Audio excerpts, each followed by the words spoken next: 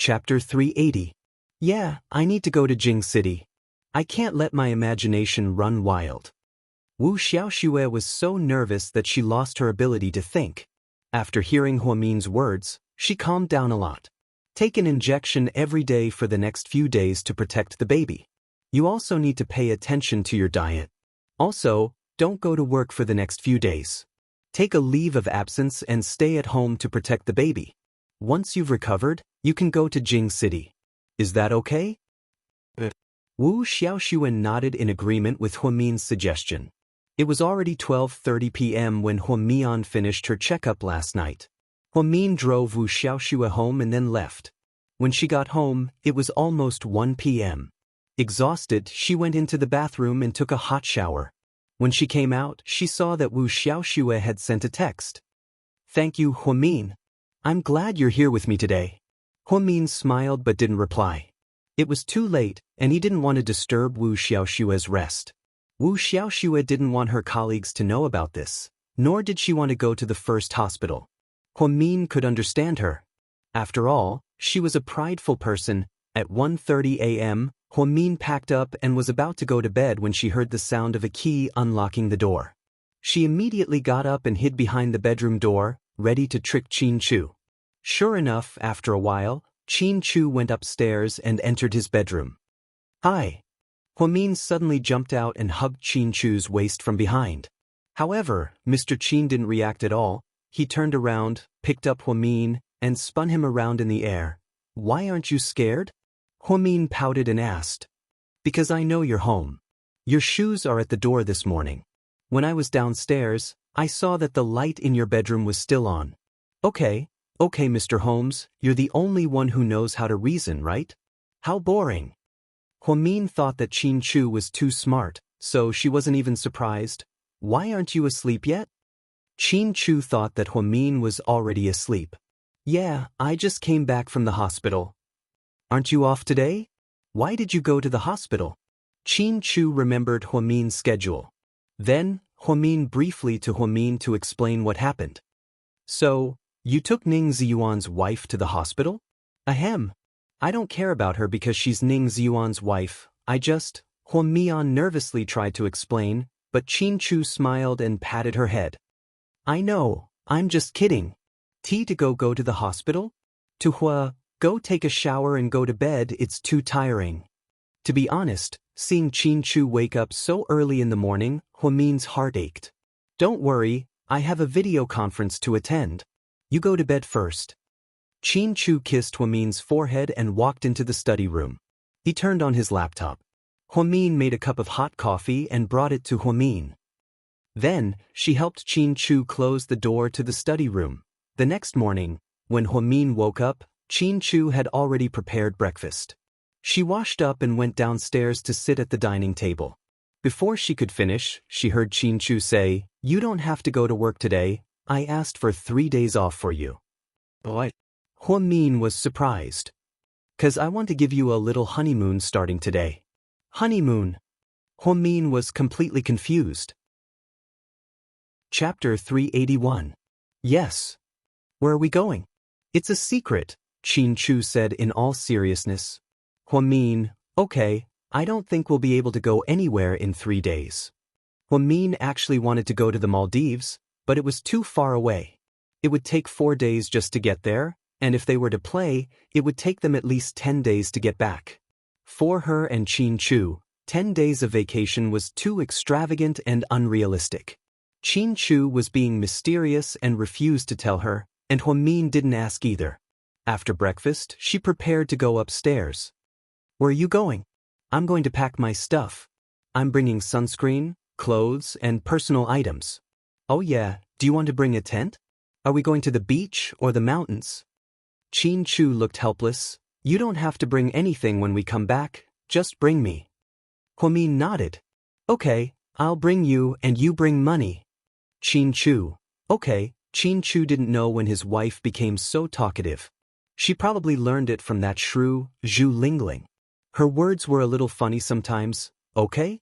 After breakfast, Qin Chu held Huomin's hand and left the house. Although they didn't bring anything, the two of them had changed into casual clothes.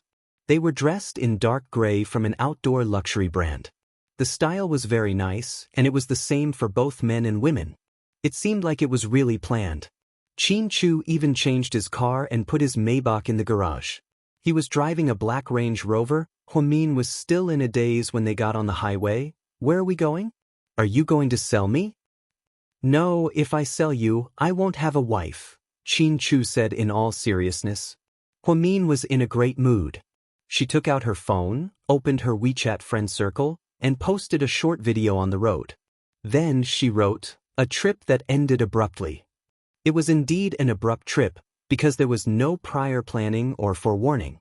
She was dragged away by Chu all of a sudden and was forced to take 3 days off on her behalf by Chu. Zhu Lingling immediately commented, "Going out to play and not calling me. Bad review." "I'm going with Mr. Qin. Are you sure you want to come? Then forget it. I don't want to be a third wheel." "Oh, that's why I didn't call you. Where are you going? Are you coming back that day?" "I don't know where we're going. Mr. Qin doesn't want to tell me. He's being mysterious. It's a 3-day trip." "3 days? All right, you're really too willful. Have a nice trip." Zhu Lingling said enviously. "Ioyo, where did you go?" Gao Ran commented. "I don't know where we're going. Mr. Qin didn't want to tell me, so I just followed him. You're torturing us single dogs to death. You two have such a good life, hee. Do you want to come along?" "It's fine. I don't want to be a third wheel." Gao Ran agreed with Zhu Lingling. "If you come with Lingling, then you won't be a third wheel." Min teased him on purpose. "Zhu Lingling is going too?" Gao Ran was obviously interested. "You can ask her, sis, I'm still on her blacklist." Gao Ran looked helpless. "Then you can go to her house and block her. She can run away, but the temple can't," Min suggested. "Hey, you don't say. That's a good idea. No wonder Chu said you're smart. You're indeed better than us." Gao Ran exclaimed. Min couldn't help but chuckle. "What's making you laugh so happily?" Chu couldn't help but ask. Chapter 382. I was flirting with Comrade Zhu Lingling and Comrade Gao Ran. Are the two of them still at odds?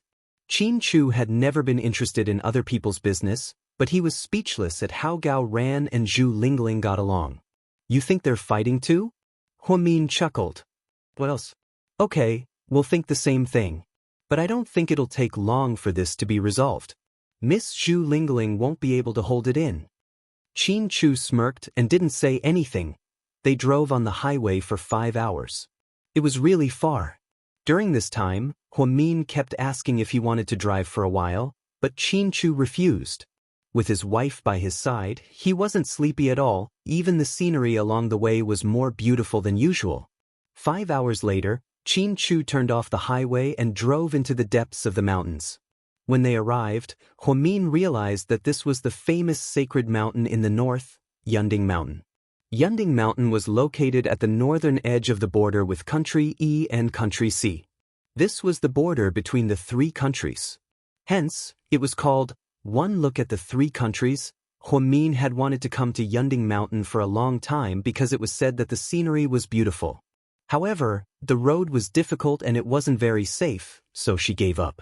She didn't expect Chu to bring her here. Looking at the majestic mountains in front of her, Min's heart was deeply shaken.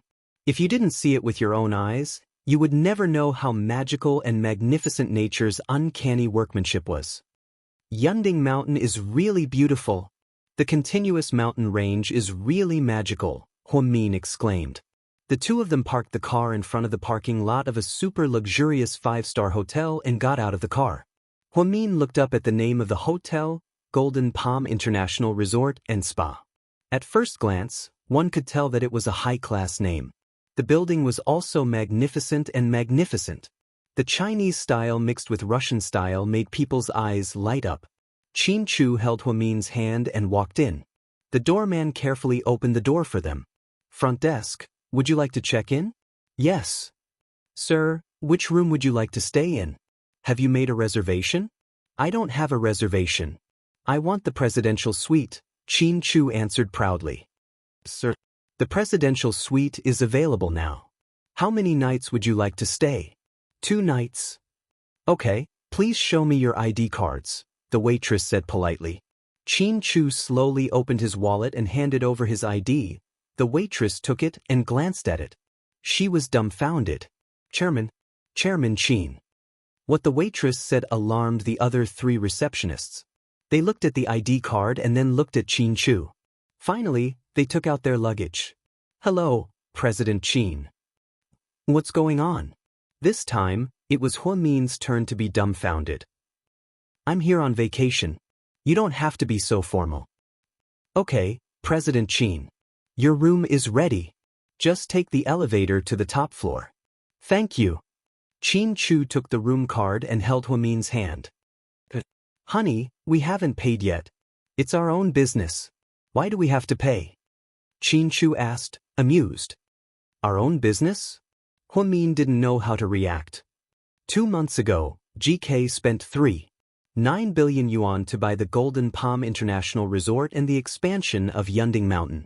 So, from now on, this resort belongs to GK. Wow, that's so capricious. Although Huamin knew that GK was rich, he was still shocked. 3.9 billion yuan. After all, it wasn't as easy as buying groceries at the market. Qin Chu took the room card and went up to the 18th floor. It was more than 300 square meters and had a great view. The windows were all made of tempered glass and were completely transparent. There weren't any other buildings around, so the privacy was top-notch. After opening one of the windows, Huamin closed his eyes and breathed in the fresh air. He exclaimed, "The air quality here is amazing." Qin Chu took off his jacket and walked over. He carefully wrapped his arms around Huamin's waist and rested his chin on Huamin's shoulder. Do you like it here? His tone was extremely gentle. Chapter 383. Yes, I like it a lot. Huamin opened her eyes and leaned into Qin Chu's arms, looking at the endless mountains in the distance. The holidays are a little short this time, so I came here to relax. When you have time for your annual vacation, I'll take you to the Maldives. Okay, Huamin nodded happily. Just then the internal phone rang. Hello. Kate got it. Let's go eat. Then, the two of them went downstairs to the 15th floor. There was a high-end Western restaurant on the 15th floor. After Huamin entered, she was surprised to find that there were only the two of them in the huge revolving restaurant. Why are there so few customers? Just the two of us? Huamin was confused. The hotel CEO probably ordered them to clear the place, Qin Chu guessed. Sure enough, as soon as the two of them sat down, a slightly plump middle-aged man in his 40s walked over. He was wearing a high-end suit. He walked up to Qin Chu and bowed slightly. President Qin, why didn't you tell me you were coming? I could have picked you up. I decided on the spur of the moment. Is this your friend? The hotel CEO asked politely. No, she's my wife, Qin Chu replied. The hotel CEO was slightly surprised at first, but then he immediately bowed. A young lady, nice to meet you. Nice to meet you, Huamin nodded in response. President Qin, a young lady, lunch has been prepared for you. If you need anything, just let the kitchen know. If there's nothing else, I'll go downstairs first. Have fun.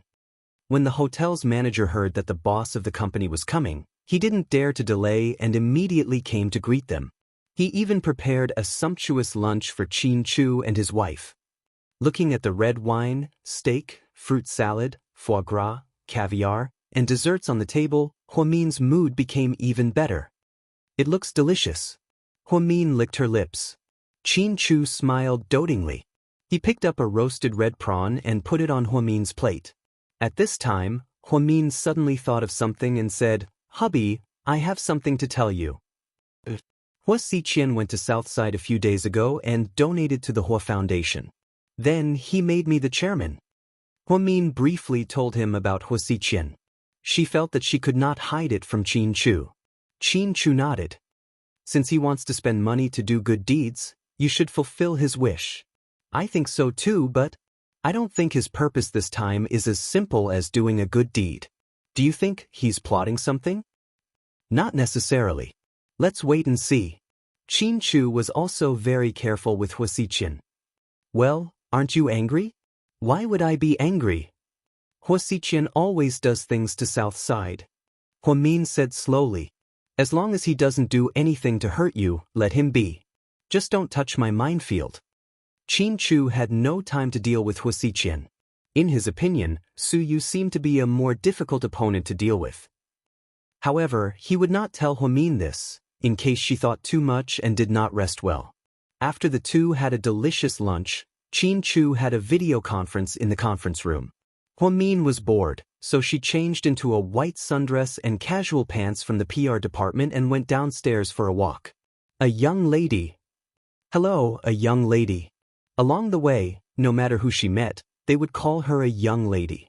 She was not used to it. She logged onto Weibo, which she had not been on for a long time, and took a few pictures of the beautiful scenery and posted them. She wrote, "I want a house. I don't want it to be luxurious, I want to live happily ever after." A few seconds later, Su Yu sent her a private message. "What kind of house do you want? I'll give you one." Chapter 384. I don't need it, thank you. I'm not joking, I'm serious, Su Yu insisted. I'm not joking either, I'm serious too. I really don't need it. To work? No. At home.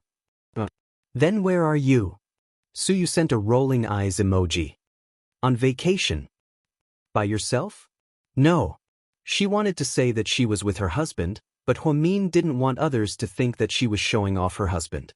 However, as smart as Su Yu was, he could guess who she was with. Therefore, he fell silent and didn't reply. Private messaging was the only way he could contact Huamin. In order to prevent fans from noticing, he couldn't comment. He could only send private messages. What a waste! Most importantly, Huamin didn't go on Weibo often. She would only go on it once in a while when she felt like it, so she was rarely online. Poor Su Yu was connected to Weibo 24/7 and only followed Huamin's updates. As soon as she updated her Weibo, he would immediately talk to her. All in all, his methods were quite childish. After Qin Chu finished his meeting, he went downstairs to find Huamin. The two of them held hands as they strolled in the garden in front of the hotel. Listening to the birds chirping in the surrounding forest, they felt exceptionally happy. Did you notice that the sky here is bluer than where we came from? Huamin raised her head and looked at the sky. She felt like the clouds were like cotton, floating in the blue sky. That's because this place is untouched. There's no car exhaust, no heavy industrial processing plants, and no smog. This is great. This is a place suitable for humans to live in. The reinforced concrete feels like a cage. Hubby, when we're old, can we retire here? Okay, we'll go wherever you want. Qin Chu's eyes were filled with love. You seem to be very busy recently. Yeah, a little. The company is about to hold its 30-year anniversary celebration. Then why did you bring me out? Huamin was surprised. Aren't I just taking a break from work? Also, I might not be able to take care of you when I get busy in a few days, so it's good to bring you here in advance to relax. You're in an environment like Southside, where you're in contact with recuperating patients. It's inevitable that you'll feel depressed after a while. That's true. They keep saying that it hurts here and there. After watching them for a long time, I feel that I'm in pain too. Huamin pursed his lips and smiled. Before dinner in the evening, Huamin and Qin Chu went to a hot spring not far away under the arrangement of the hotel. It was actually natural. Huamin liked this place very much because it was very original and there were not many changes. Above the hot spring was the mountain range of Mount Yunding. It was very romantic to soak in the warm hot spring while snowflakes floated down the mountain from time to time. One of the wonders of Mount Yunding was that the peak of the mountain was covered in snow all year round, and it never melted. Therefore, many friends from the south, who had never seen snow in their lives, would scream in surprise when they came here. It was simply too beautiful. It was like a fairy tale kingdom covered in white snow. Mr. Qin, thank you for bringing me to such a wonderful place. Thank you for taking me to eat so much good food and see such beautiful scenery. Huamin raised a small glass of red wine and smiled as he sat on a floating tray in the hot spring. Goddess Hua, thank you for coming back to my side. Thank you for being with me every day. Thank you for holding my hand and walking through every nook and cranny. When I come home late at night, thank you for leaving a warm light for me. Qin Chu raised his glass. So, is it really okay for us to be so sentimental? Huamin chuckled. Qin Chu didn't say anything. Instead, he raised his glass and leaned over. He tilted his head and kissed Huamin's slightly red lips, catching her off guard. Chapter 385. Inside the natural hot spring at 45 degrees Celsius, only the two of them were kissing in silence. Occasionally, large snowflakes would fall from the mountains. The high-end equipment at the edge of the hot spring was playing the English version of the classic Disney animation Frozen. Let's go. Huamin thought that she would never forget such a heartwarming scene. Even years later, when she thought of this scene, she would still feel tears welling up in her eyes. Qin Chu had spent a lot of effort to turn her unintentional words from a young girl into a dream. She remembered that it was 7 years ago, the two of them went to the ski resort together. At the time, Huamin said, "It would be great if we could have our own resort in the future, with snow as the theme. There's a hot spring, an ice rink, and snowflakes floating above our heads when we soak in the hot spring. Wow, just thinking about it makes me want to die. It would be best if we could play some appropriate music. Just thinking about it makes me feel romantic." "That day will come," Qin Chu said faintly at the time. Huamin didn't take it to heart. Now that 7 years had passed, she had forgotten about the past. Qin Chu, on the other hand, had painstakingly helped her realize a dream that wasn't even a dream. After a long time, Qin Chu reluctantly let go of Huamin. Then, the two of them clinked glasses and took small sips of red wine. It wasn't until dinner time that the person in charge of the hot spring cautiously walked over to remind them, "President Qin, a young lady, dinner is ready. Please come to the 15th floor." Qin Chu nodded. Then he held Huamin's hand and walked out of the hot spring. Then he wrapped a white towel around her. After changing into their evening attire, the two of them returned to the hotel together. Qin Chu's subordinates were very reliable. As soon as they heard that the president and a young lady were going to have dinner together, they immediately went to work. Qin Chu was dressed in a black slim-fit suit, looking very fashionable. Huamin was dressed in a white strapless evening gown.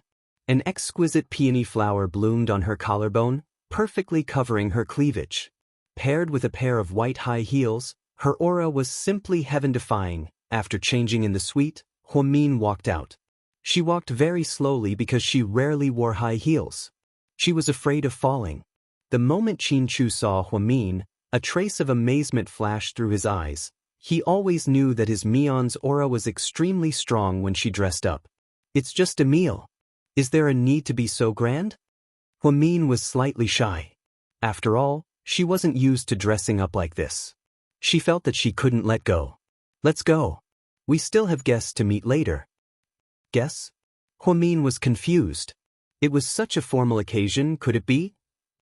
After thinking of something, Huamin started to feel uneasy. "Qin Chu, listen to me, I'm not ready yet. I know what you're worried about. Don't worry, I'm not taking you to meet my parents." Qin Chu carefully patted the back of Huamin's hand to comfort her.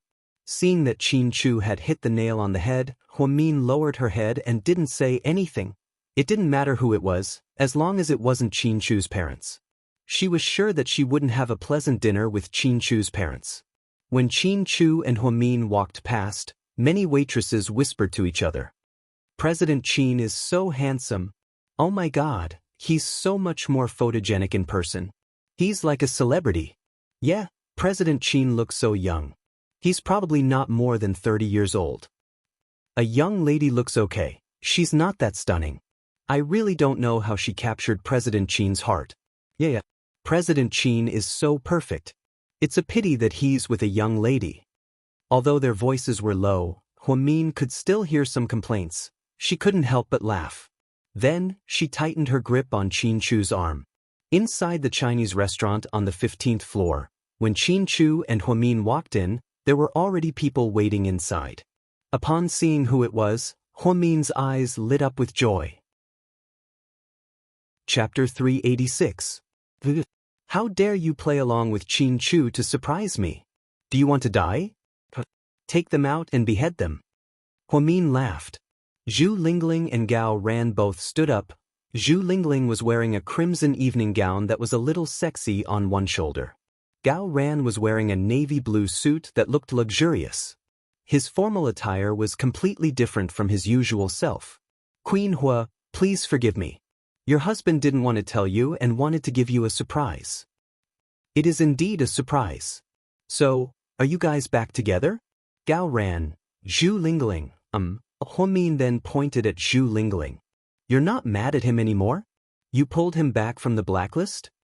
It seems like Mr. Qin invited us here for free food, fun, and even to stay in the presidential suite. I'll forgive him. Tisk tsk?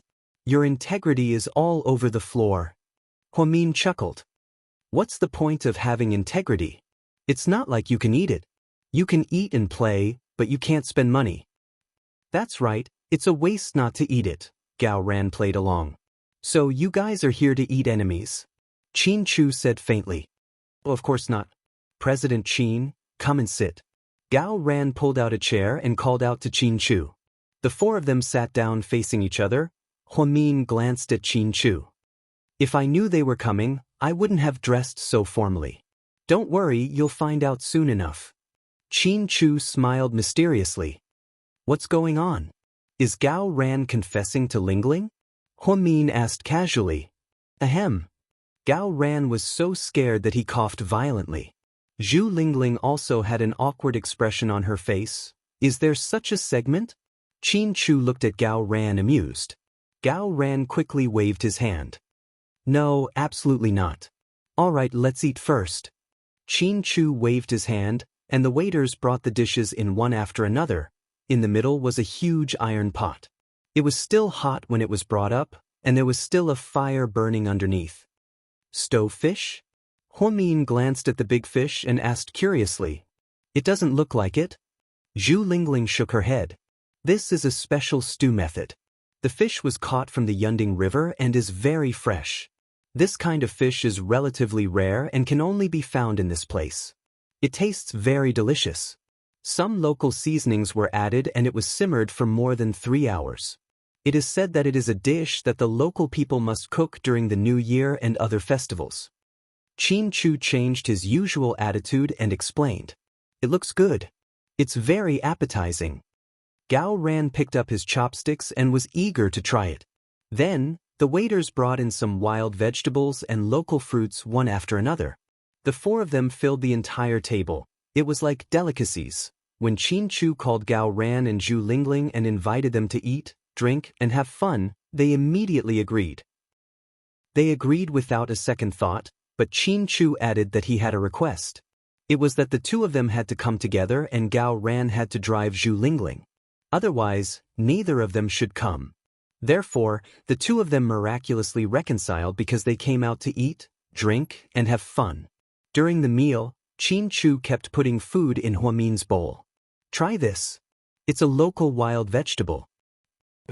Oh my God, can you two stop torturing the single people?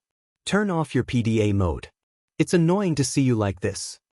Gao Ran was extremely envious. It's a crime to show off your PDA, Zhu Lingling also argued. Huamin looked up and said slowly, freeloaders shouldn't cause trouble. Let's eat properly. She really is a young lady. Even her tone is so arrogant. Zhu Lingling and Gao Ran teased each other. Every time the four of them ate together, they would fight until the sky turned upside down. Qin Chu was also a little more talkative than usual. In short, the atmosphere was very lively. An hour later, Qin Chu looked at his watch. It's about time. Everyone, let's go. Where are we going? Are there other activities? Gao Ran stood up and asked with a smile. You'll know when we get there. Qin Chu didn't say much. Huamin felt that Qin Chu was a little strange this time. He didn't want to say much, as if he was hiding some secret. Chapter 387. Qin Chu took the elevator down to the second floor with the three of them. Inside the Clivia ballroom on the second floor. The moment the door was pushed open, Huamin felt like the flashing lights were too bright. She couldn't even open her eyes. President Qin. Many people came over to greet him. The ballroom was about 300 to 400 square meters, and it was decorated in a Western-style setting. There were also a lot of people. "President Qin, you're here. It's almost time," the hotel's general manager walked up and said carefully. Qin Chu nodded, then turned to Huamin and said, "Give me a second." Then, Qin Chu walked onto the stage under the guidance of the hotel's general manager. "Next, let's welcome our company's CEO, Mr. Qin Chu, to give a speech." Then, thunderous applause followed. "Do you feel like your man has a halo on his head right now?" Zhu Lingling asked with a smile. "Do you think he's Cupid with a halo on his head?" Huamin couldn't help but laugh. At this time, Huamin, Gao Ran, and Zhu Lingling stood below the stage and watched Qin Chu, who had a halo on his head, give a speech. At the beginning of his speech, Qin Chu said, "Ever since I took over the resort, I discovered that the economy here is poor due to the lack of transportation. Many children in the mountainous areas don't even finish primary school. I was deeply moved by this. My wife is a medical worker, and she has a kind and sincere heart. I believe that, like me, she is willing to help those in need. So today, I'm announcing the creation of the Mian Angel Children's Foundation in my wife's name. Our goal is to help the children around Yunding Mountain rebuild their school. Thank you, everyone." After Qin Chu finished speaking, thunderous applause followed. Meanwhile, Huamin's eyes were already glistening with tears. She was truly shocked by Qin Chu's secrecy. "Mian Angel Children's Foundation, oh my, your husband loves you so much." Zhu Lingling felt touched. Huamin bit her lip and didn't say anything, until Qin Chu walked down from the stage. Their eyes met, and that was more than 1,000 words. "Beautiful Mrs. Qin, may I invite you for a dance?" Qin Chu stretched out his hand in a gentlemanly gesture. With tears in her eyes, Huamin offered her fair little hand and the two of them walked onto the dance floor in each other's arms. She danced the first waltz of the banquet to the music. When it came to the waltz, Huamin didn't know how to do it, nor did he have the spare money to learn it. He only learned it when he was in school. The two of them went skating together. Qin Chu taught her how to dance the waltz on the ice as he skated with her. After 7 years, Huamin was still dancing so well. Even Zhu Lingling was surprised. "Oh my God, when did this lady learn how to waltz? Even her steps are so standard." Gao Ran gave Qin Chu a thumbs up and complimented, "Qin Chu looks like he doesn't talk much. I didn't expect him to be such a flirt." The banquet was quite lively. Most of the guests were local officials and leaders, and many local entrepreneurs were also invited. It was very lively. Huamin had never been so high-profile before. Luckily, this was Yunding Mountain, not Sea City. He believed that it wouldn't be published in the newspapers, and his mother definitely wouldn't find out. After fooling around for a while, the four of them left the scene together. They ran to the lawn outside the hotel to get some fresh air. The night sky was always so bright. Looking at the stars from this latitude was a unique experience. Suddenly, a shooting star flashed by. "Look, it's a shooting star." Zhu Lingling immediately closed her eyes and made a wish. Then, Huamin and Gao Ran both closed their eyes and pretended to make a wish. "Qin Chu, why didn't you allow it?" Gao Ran opened his eyes after making his wish and saw Qin Chu still standing there like a fool. "My wish came true 4 months ago," Qin Chu said as he looked gently at Huamin's side profile. Chapter 388. After Huamin heard this, he slowly opened his eyes and looked into Qin Chu's eyes with deep affection. "Oh my God, here they go again, they're torturing us again. Venomous tongueling, let's get away from them." Gao Ran grabbed Zhu Lingling's hand and stepped back to give Qin Chu and Huamin some space. "Hey, let go of me, don't touch me, stupid cop." Zhu Lingling obviously hadn't finished making her wish, so she was obviously unhappy when Gao Ran pulled her away. "What did you wish for?" Qin Chu walked over and put one arm around Huamin's shoulder. "It's a secret. Tell me, maybe I can help you make it happen. If it's easy to make, it's not a wish." Huamin smiled mysteriously. "Honey, whatever you say is right." The four of them had a lot of fun in the hotel garden. The street lights in front of the hotel were very unique. Just like a rainbow, it gave people a breathtaking feeling. The 7 colors were constantly changing. "The atmosphere today is so good," why don't the four of us play a game? Zhu Lingling suggested. Sure, how do we play? Huamin asked with a smile. Let's play table tennis. Whoever says something wrong will have to jump into the fountain. Do you dare? Gao Ran pointed at the pool that was less than half a meter deep in front of them and said excitedly. No problem. Qin Chu nodded. I agree. Huamin nodded. I don't care, let's play who's scared? Zhu Lingling raised her chin and expressed her dissatisfaction. Then let's start with me. Gao Ran immediately said a word. Ping. Qin Chu, ping. Huamin, ball. Zhu Lingling, ball. Big sister, you should say ping. I'm the one who said ping. Huamin looked at Zhu Lingling helplessly. He knew that every time they played word games, Zhu Lingling was the slowest to react among the four of them. 7 years ago, it was the same, and 7 years later, it was still the same. I'm sorry. This time doesn't count. Let's do it again. Zhu Lingling obviously wanted to act shamelessly. That's not very nice of you. Big sis, you should jump into the pool. Otherwise, it won't be hard to convince the crowd, Huamin said deliberately. That's right. If everyone says that this round doesn't count, then what's the point? Qin Chu followed suit. You two are really adding insult to injury. Zhu Lingling gritted her teeth in anger. Just as she grabbed her evening gown and was about to jump into the pool, she suddenly heard Gao Ran say, Wait, I'll jump for you. Your gown is too inconvenient. If you accidentally fall in and drown, then something bad will happen. Fuck you, don't you know how to talk? You're the one who drowns. Zhu Lingling was so angry that she rolled her eyes. At this moment, Gao Ran proudly jumped into the pool with a splash, creating a huge splash. Huamin immediately clapped and shouted, What a real man. Of course, I didn't learn anything else in the police academy. I only learned how to torture myself, Gao Ran replied as he wiped the water off his face. To be honest, the moment Gao Ran jumped into the pool, Zhu Lingling was quite touched. Although it was just a game, she was still surprised to see him like this. You saved the damsel in distress. I'll give you a 9 out of 10. I don't want you to get too proud of yourself, Qin Chu said as he looked at Gao Ran. The four of them played 4 rounds. Zhu Lingling lost 3 rounds. Luckily, Gao Ran helped her, so Gao Ran became a drowned rat. After the 4 of them finished playing and were walking back to their hotel rooms, Huamin suddenly whispered into Qin Chu's ear, Mr. Qin, I really want to know, how many rooms did you book for them today? Why don't you guess? Qin Chu slowly smiled. Chapter 389. I'm guessing it's 1, but I'm sure you gave them 2. Huamin knew Mr. Qin well. He wasn't a playful person, so he definitely wouldn't prepare a room for Gao Ran and Zhu Lingling. Qin Chu lovingly pinched Huamin's nose. You're smart.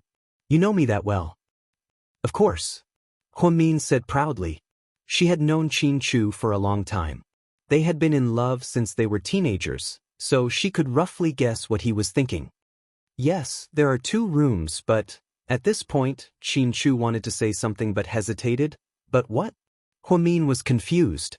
Was there something fishy going on? Nothing, we'll see. It's going to be interesting. Qin Chu's lips curled up slightly.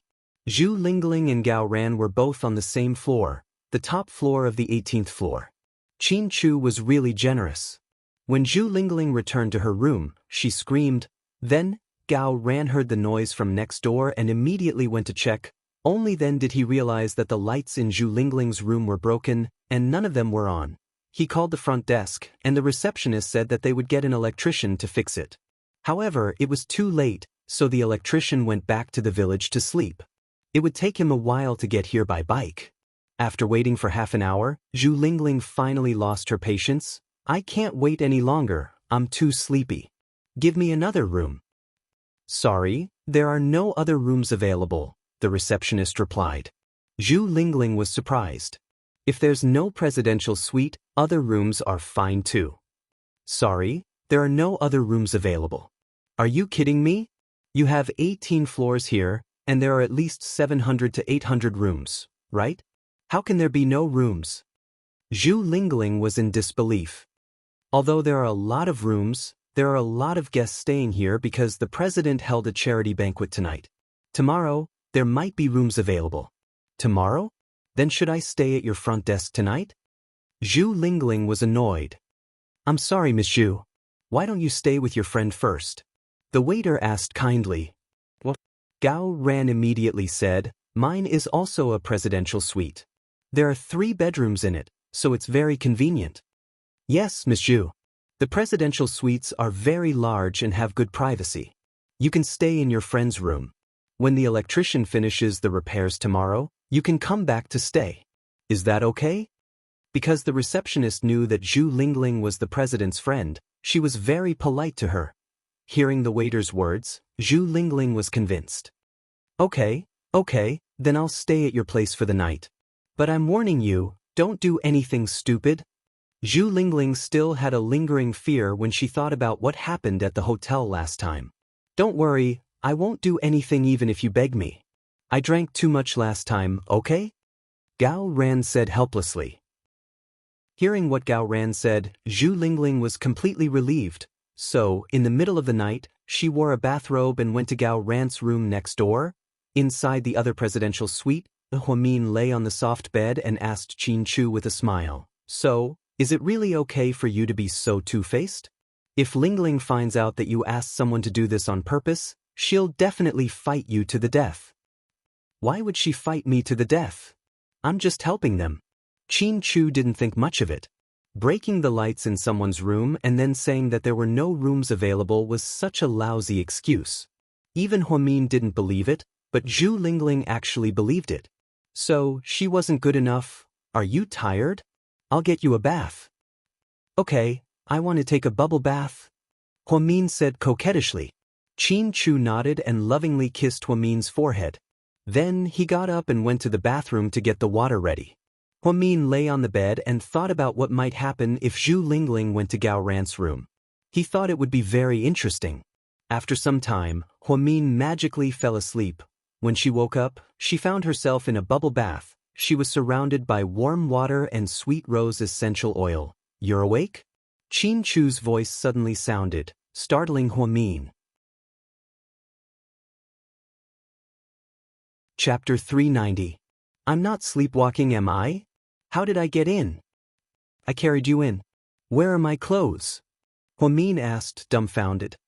I took them off. So, you're watching me shower? Huamin was on the verge of breaking down. Qin Chu was calmly sitting on a chair in the bathroom, watching his wife shower while watching the stock market on his tablet. I'm not watching, I'm accompanying you in the shower, Qin Chu corrected. Oh my God, is there anyone else as shameless as you? How could you be so rational as to peek at me in the shower? Huamin was so angry that she laughed. We're husband and wife, there's no such thing as peeking. Everything is legal. Qin Chu put down his tablet and said righteously. Okay, then Mr. Qin, can you go out for a second? I'm going to start showering. Why not? 'Cause I want to help you. After speaking, Qin Chu walked over and reached his hand into the bathtub. Huamin screamed in fear. The two of them played around as they showered, splashing water all over the floor. By the time Qin Chu carried Huamin out of the bathtub, it was already 12:30 p.m. Huamin was wrapped in a towel and scattered on the floor. Under the dim light, her perfect body was extremely seductive. Qin Chu's eyes darkened as he looked at her. His voice was a little hoarse, but it was fatally seductive. Huamin looked at Qin Chu with deep affection. She knew what she was about to face. Can I? Mr. Qin was afraid that Huamin would be unhappy, so he took the initiative to ask. Huamin nodded shyly. Her pale fingertips slid across his lips, all the way down to his neck. Qin Chu swallowed, his Adam's apple visibly moving. He thought, I'm a person with strong willpower. I'm not interested in anything except for Huamin. Huamin is a poison that I can't get rid of for the rest of my life. It eats at my heart and rots my bones. Inside the beige round curtain, two figures were entangled together, and even their breathing had become hurried.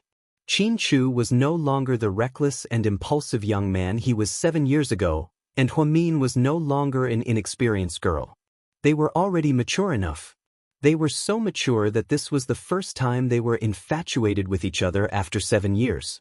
Xianxia's kiss was very slow and light, as if he was worshipping an extremely sacred object, nibbling away at it bit by bit. The large hand continued to move downward, exploring the area that it had never touched before. Huamin felt her body getting hotter and hotter, and her face getting redder and redder. Even breathing became difficult. One of her legs was wrapped around Xianxia's broad waist, and one of her hands was wrapped around his neck. Huamin's mind was already wandering between dream and reality. She thought, as a woman, the happiest thing in her life was to give herself to the man she loved the most. Although this was the second time, compared to the ridiculous drunken act 7 years ago, this was the first time. After enough foreplay, Xianxia finally dared to truly fuse with Huamin. The thing he was most afraid of was hurting her. "Does it hurt?" he asked lovingly. Huamin shook her head, then she melted into Xianxia's endless love. Finally, she turned into specks of starlight and flew up into the clouds. When she woke up again, it was already 8 in the morning the next day. When Huamin woke up, she opened her eyes to see Xianxia leaning on his head and looking at her. His eyes were filled with endless gentleness. "Did you sleep well?" Xianxia asked gently. Chapter 391. Very good. Huamin's lips curved upwards, revealing the most refreshing smile of the morning. "Do you want to eat breakfast in the room or in the dining room?" he asked as he held her hand. "Let's go to the dining room, I'll get up and clean up." After speaking, Huamin was about to get up. Suddenly her expression changed. "What's wrong?" Xianxia asked anxiously when he realized that something was wrong. "Think that thing came." "What thing?" Xianxia was confused. "My relative, my period." Huamin looked like she was about to cry. Xianxia finally realized what was going on. He lifted Huamin's blanket and saw a pool of dark red blood. Xianxia was completely speechless and didn't know what to say. However, he was really glad that her period came this morning. Otherwise, they wouldn't have had a one-night stand like last night. "Don't move, I'll get someone to bring you some." After comforting Huamin, Xianxia picked up his phone and made a call. 3 minutes later, the waiter knocked on the door. Xianxia walked over and opened the door. "President Qin, here are the things you need." Xianxia nodded and took a handbag. Inside were 5 packs of sanitary pads and a few pairs of brand new underwear. "Go and change." Huamin nodded and shyly took the sanitary pads and underwear into the bathroom. Half an hour later, she washed up, put on some light makeup, and walked out wearing the evening gown from last night. Xianxia saw it and shook his head. "Don't wear this. Change into that casual outfit." "Why?" Huamin didn't understand. "Wasn't this dress pretty enough?" "It's too thin, you can't catch a cold for the next few days." "Okay." Sure enough, Mr. Qin was very thoughtful. Huamin immediately went into the bathroom and changed into the casual outfit he wore when he arrived. By the time they arrived at the restaurant, it was almost 9 o'clock. When Gao Ran and Zhu Lingling saw that they were late, they sighed and said, "You two must have been very intense last night. You fought until dawn, right? That's why I woke up so late." Of course, such shameless words must have come from Gao Ran. Huamin didn't retort as usual. Instead, his face turned red. Zhu Lingling immediately realized that something was wrong. She carefully took Huamin's hand and asked in a low voice, "What happened last night?" "Nothing happened?" "That's impossible. Did they consummate their marriage?" Zhu Lingling asked. "Consummate your head. Hurry up and eat. Stop talking." Huamin became angry and stopped talking nonsense with Zhu Lingling. Gao Ran, on the other hand, continued to tease Xianxia. "Mr. Qin, you're still able to get up after last night's battle. Your body is indeed in good shape." Xianxia slowly replied, "My kidneys have always been in good shape. Unlike you, you still need 6 boxes of all-nourishing pills." "How is that possible? My body is in good shape. I don't need any bullshit pills." "Xianxia, you're really good at slandering me," Gao Ran yelled. Xianxia looked at him, then looked at Zhu Lingling. Suddenly, he changed the topic. "I heard that you two slept in the same room last night?" "Ahem." Gao Ran coughed violently. Zhu Lingling immediately explained, "That's because the light in my room didn't work. The electrician didn't come, and there weren't any other rooms available. That's why." Okay. Don't explain. We believe you." Huamin smiled and patted Zhu Lingling's hand. "Ahem, why do I feel like you don't believe me?" Zhu Lingling asked pitifully when she saw Huamin's perfunctory expression. "Chu, we're going back today. We have some business to take care of," Gao Ran suddenly interrupted. "Are you two going to the Civil Affairs Bureau to get married?" Huamin asked back. Chapter 392. Goddess Hua, can you not be so scary with your words? How am I supposed to live if I get married to her? Gao Ran glanced at Huamin. Hey, how can you say that? What do you mean you can't live? What's wrong with me?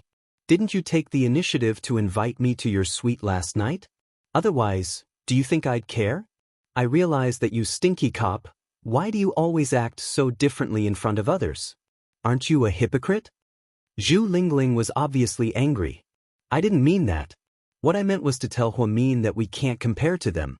We still have work to do at the police station, so we can't take too long. We'll leave early. I'll come back again when I'm on holiday. This place is really beautiful, Gao Ran sighed. Okay, I'll get someone to fill up your cars and drive them over. Qin Chu nodded. What about you two? When are you going back? Gao Ran asked. Tomorrow. We'll be home tomorrow night. Okay, we'll meet again when you guys get back. After breakfast, Qin Chu ordered someone to drive Gao Ran's car over. Then he sent Gao Ran and Zhu Lingling off. To be honest, Huamin was quite reluctant to part with these two clowns, but he had no choice. After all, they had work to do. After they left, Huamin held Qin Chu's hand and asked, Where are we going today? We're going deep into the mountains today. Deep into the mountains? Huamin was stunned again. She had no idea what Qin Chu was planning, but Qin Chu's plans always made her eyes light up. Whatever he arranged was what she liked. There was no doubt about that.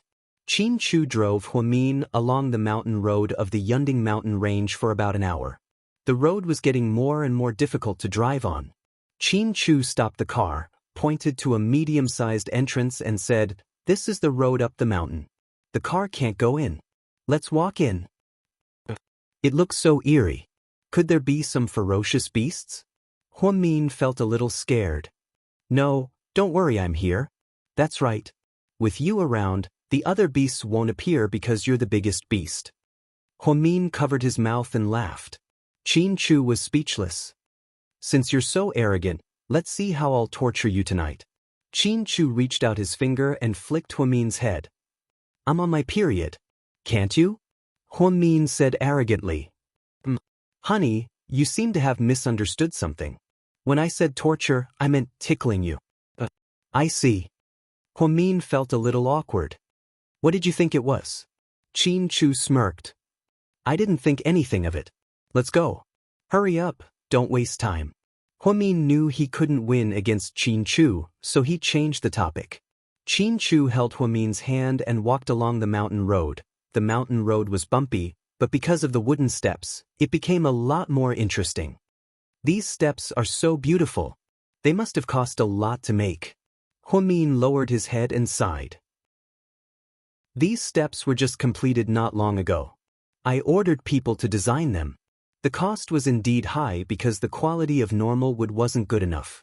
After a long time, it would rot. It was too dangerous, so I ordered people to use special wood to make them.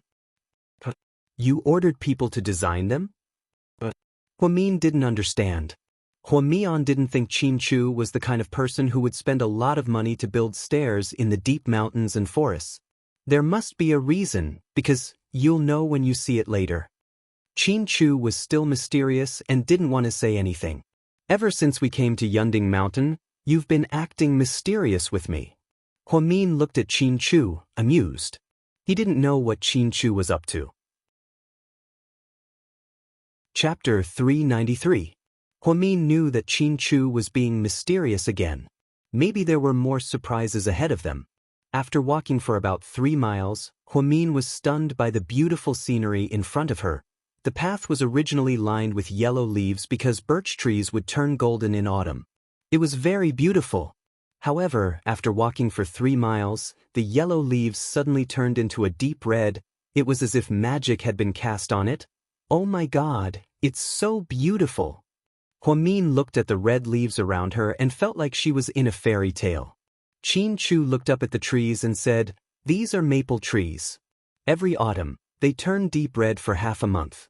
It's very beautiful. The hotel staff are local residents, so they told me about it. I thought it was a good idea, so I bought this area and planned to develop it into a red leaves tourist attraction.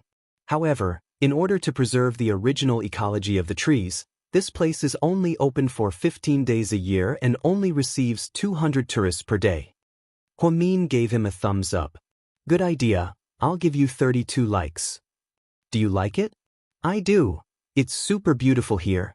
I never dreamed that there would be a place like this. If it was rainy, I would be walking on the path in the forest, looking at the red leaves in the rain.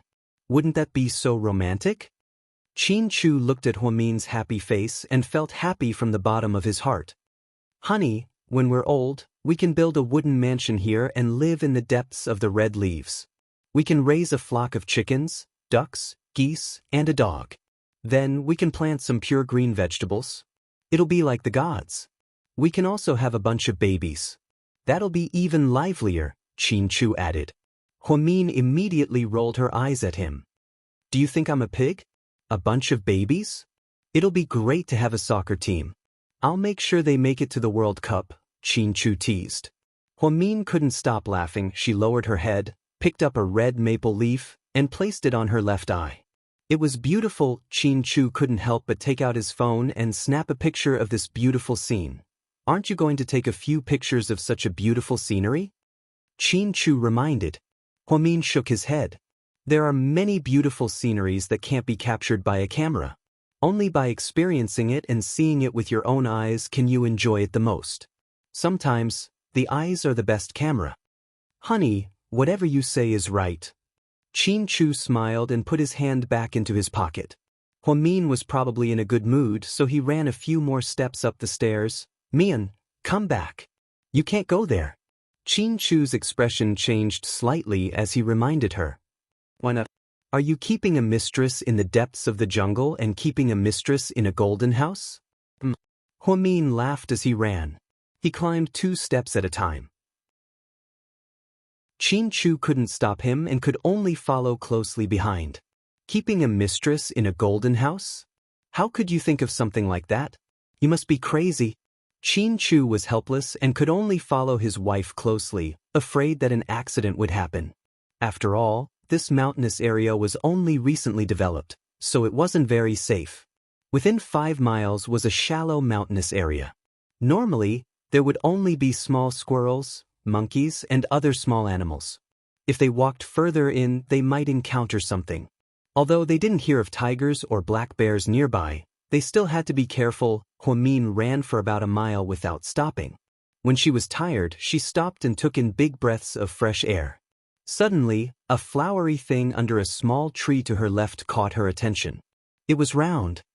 What a cute mushroom. She bent down and reached out to pick it. Qin Chu, who was a few steps behind her, was scared out of his wits. "Milo, don't." Huamian immediately stopped what she was doing.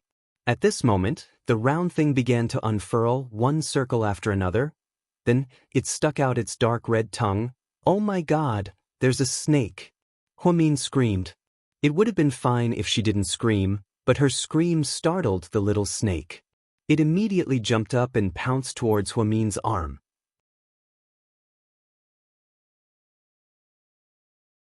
Chapter 394. In the blink of an eye, Qin Chu flew over and protected Huamin.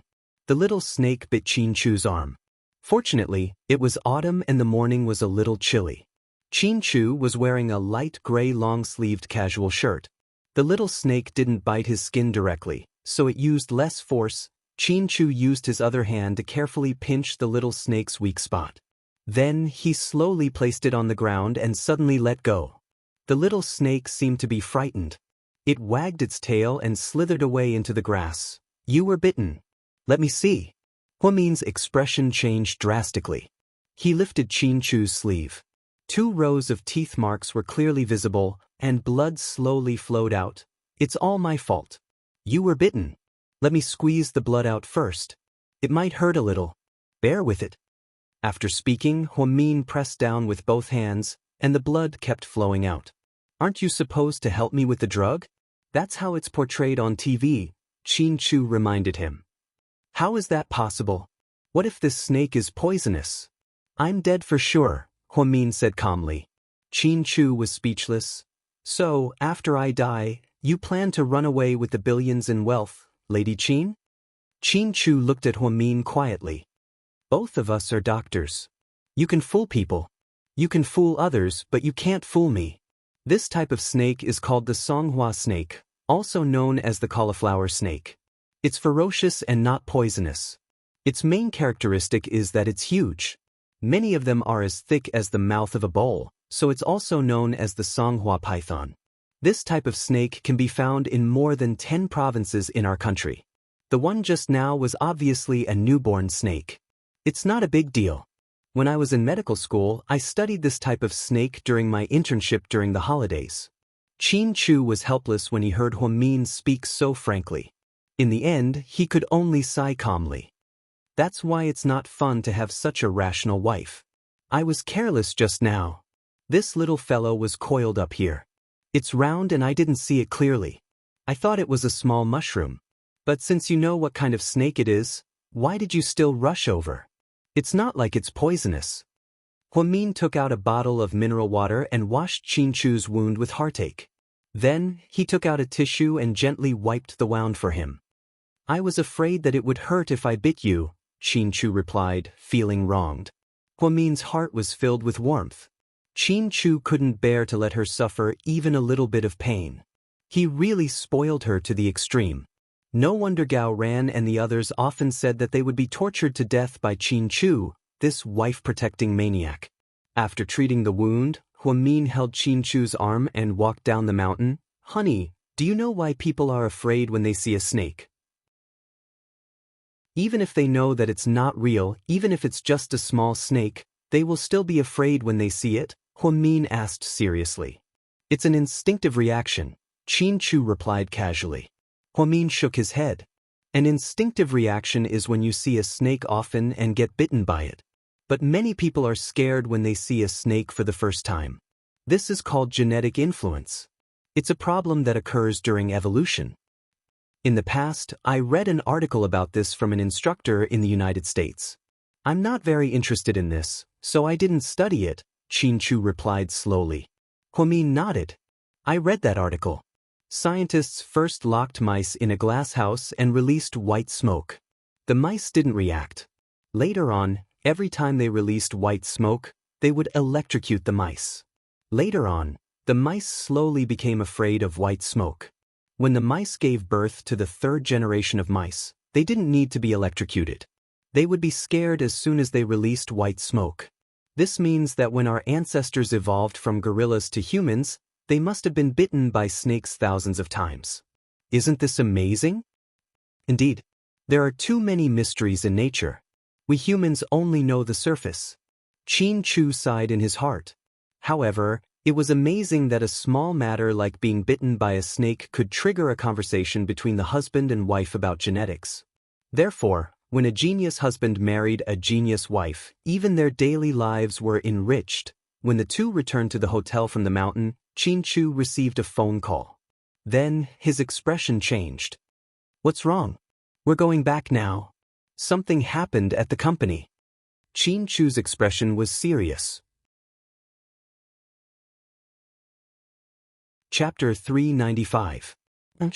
Huamin nodded, knowing that it was an emergency. Otherwise, Qin Chu wouldn't have looked so serious. Qin Chu sped the entire way, reducing a 5-hour trip to 4 hours.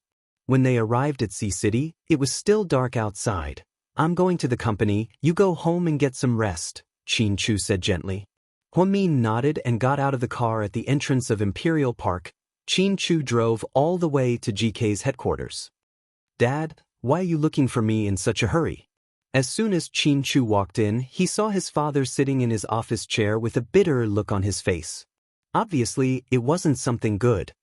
I saw yesterday that the finance department allocated a sum of money for the foundation on Yunding Mountain. It's as high as 50 million yuan, right?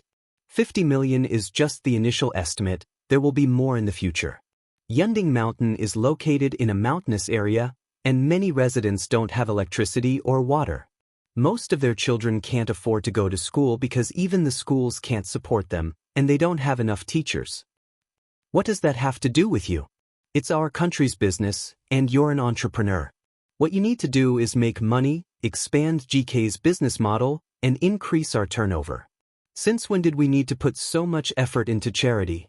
Every year, we'll make a symbolic donation. You don't need to take it so seriously. You're a businessman, not a philanthropist. Do you understand? Qin Yumin was furious. It was obvious that his son didn't discuss this with him. 50 million yuan wasn't a lot, but he didn't feel good about using it for charity. Dad, you're so knowledgeable, you should know that money can come back after it's spent. Money is endless, but our lives are limited. Why don't we do something that's within our means? Yunding Mountain is one of the projects I'm focusing on. Once it's fully developed, there'll be an endless stream of money, but we should also benefit the local residents, not bring disaster to them and destroy their homes. We're businessmen, and it's true that we make money, but I don't think there's anything wrong with doing things that benefit the people. Don't try to explain to me. I don't think you would do something like this. Tell me the truth, was this Huamin's idea? She instigated you, didn't she? Only a poor commoner would be willing to do such a thing. Qin Yumin knew that his son and Huamin were together, so he blamed it all on Huamin. Hearing his father blaming Huamin, Qin Chu was very unhappy. Dad, this was my own idea. It has nothing to do with Huamin. Don't try to fool me. Do you think I don't know anything? And you even named it the Mian Foundation? That's ridiculous, son. Look at you, is this something an entrepreneur like you should do? Qin Yumin slammed the table angrily. I admit that the fund is named after her, which shows how important she is to me. Qin Chu admitted generously. Nonsense. I've already informed the finance department to withdraw the 50 million. I won't spend it on things that shouldn't be spent. Dad, you can't do this. I'm the CEO, and you're already semi-retired. You shouldn't interfere with me. Qin Chu stared at his father and warned him seriously. Chu, I admit that you're an excellent businessman, and you have a strong ability to make money, but sometimes your methods are still very childish. I can't agree with you. I won't agree with this. That's it. Qin Yumin seemed to have decided on his own idea. He didn't agree with the establishment of the Mian Foundation. Okay, Dad, I'm officially resigning with you now. What did you say? Qin Yumin suddenly turned around and stared at his son angrily. Chapter 396. I'm officially resigning. I don't think the position of GK's president is suitable for me. What are you doing? I'm not doing anything. I'm an adult and have my own thoughts. If you can't let me do things my own way, then I'd rather quit. Do you know what you're giving up? Qin Yumin was furious. I know that GK was built by you and my grandfather. I was just lucky enough to be reincarnated. It's not mine, so I've never thought about taking it for myself. I can leave this place with Huamin and start over in a new place. I'm still young and haven't tried many things. If you can give me this opportunity, I'll be very grateful. Qin Chu's eyes were filled with sincerity when he said this. He wasn't trying to provoke his father, he really did want to. GK's wasn't a position he wanted to be, but he had no choice. It was his family business, and it was a responsibility. However, if his father said that he didn't need to take over, then he would be completely free. With his current status as a doctor at Harvard Medical School, he could probably open a hospital and live the rest of his life with Huamin. Therefore, money, fame, and status were not tempting to him at all. You're my only son. Are you worthy of your mother, and I've worked so hard to raise you with these words? Dad, you're not me, so you can't empathize with me. I don't want to say how much I hate you and Mom for certain things, but the truth is, You and Mom made me fall harder than anyone else on the road to adulthood. To this day, I will respect your decisions and opinions. I only have one thing to say: if the Foundation doesn't approve, I will resign immediately, and if you deny any of my decisions in the future, I will resign immediately. You? Qin Yumin was furious. What kind of son did he and his wife raise after 20 years? Qin Chu, you disappoint me. Qin Yumin looked at his son and said with deep meaning. To be honest, Dad, you and Mom disappoint me as well, but I don't blame you. You can't give up on Huamin, can you? No matter what I say? Qin Yumin asked one last time. After 3 seconds of hesitation, Qin Chu raised his head and said slowly, Dad, Huamin and I are married. What did you say? Qin Yumin took a few steps back and stared at his son with wide eyes in shock. Qin Chu added, We're officially married. Even though we didn't have a wedding, we've already registered our marriage at the Civil Affairs Bureau. We're legally married, so Huamin is already my wife. How could I give up on the wife that I love the most?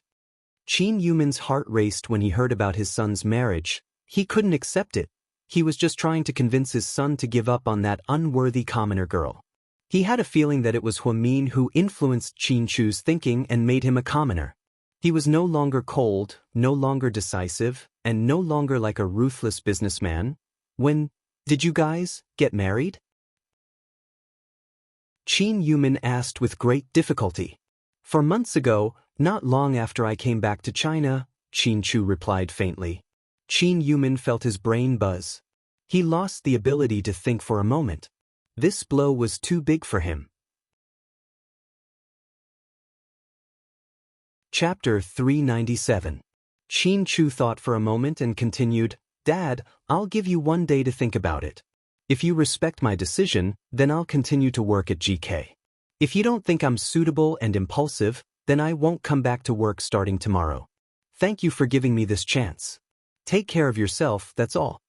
Qin Chu turned around and left after he finished speaking. Qin Yumin fell back into his office chair with a look of defeat on his face.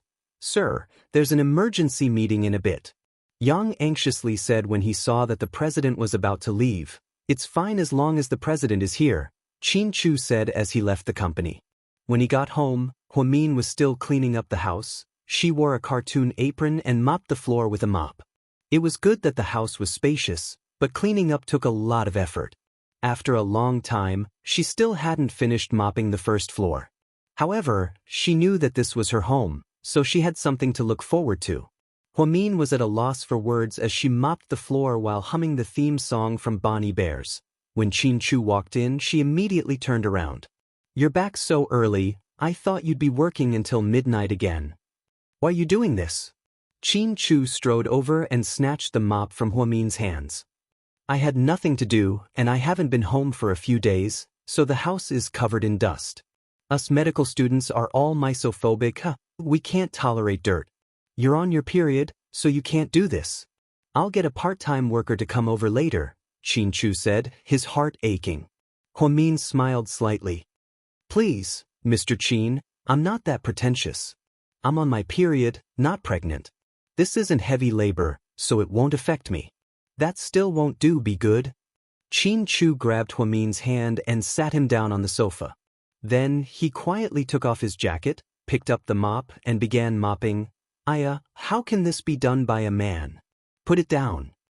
Huamin really felt that Qin Chu was not suitable for this. This is also my home. Why can't I do it? Hurry up and rest. I'll do it. Qin Chu was indeed very efficient.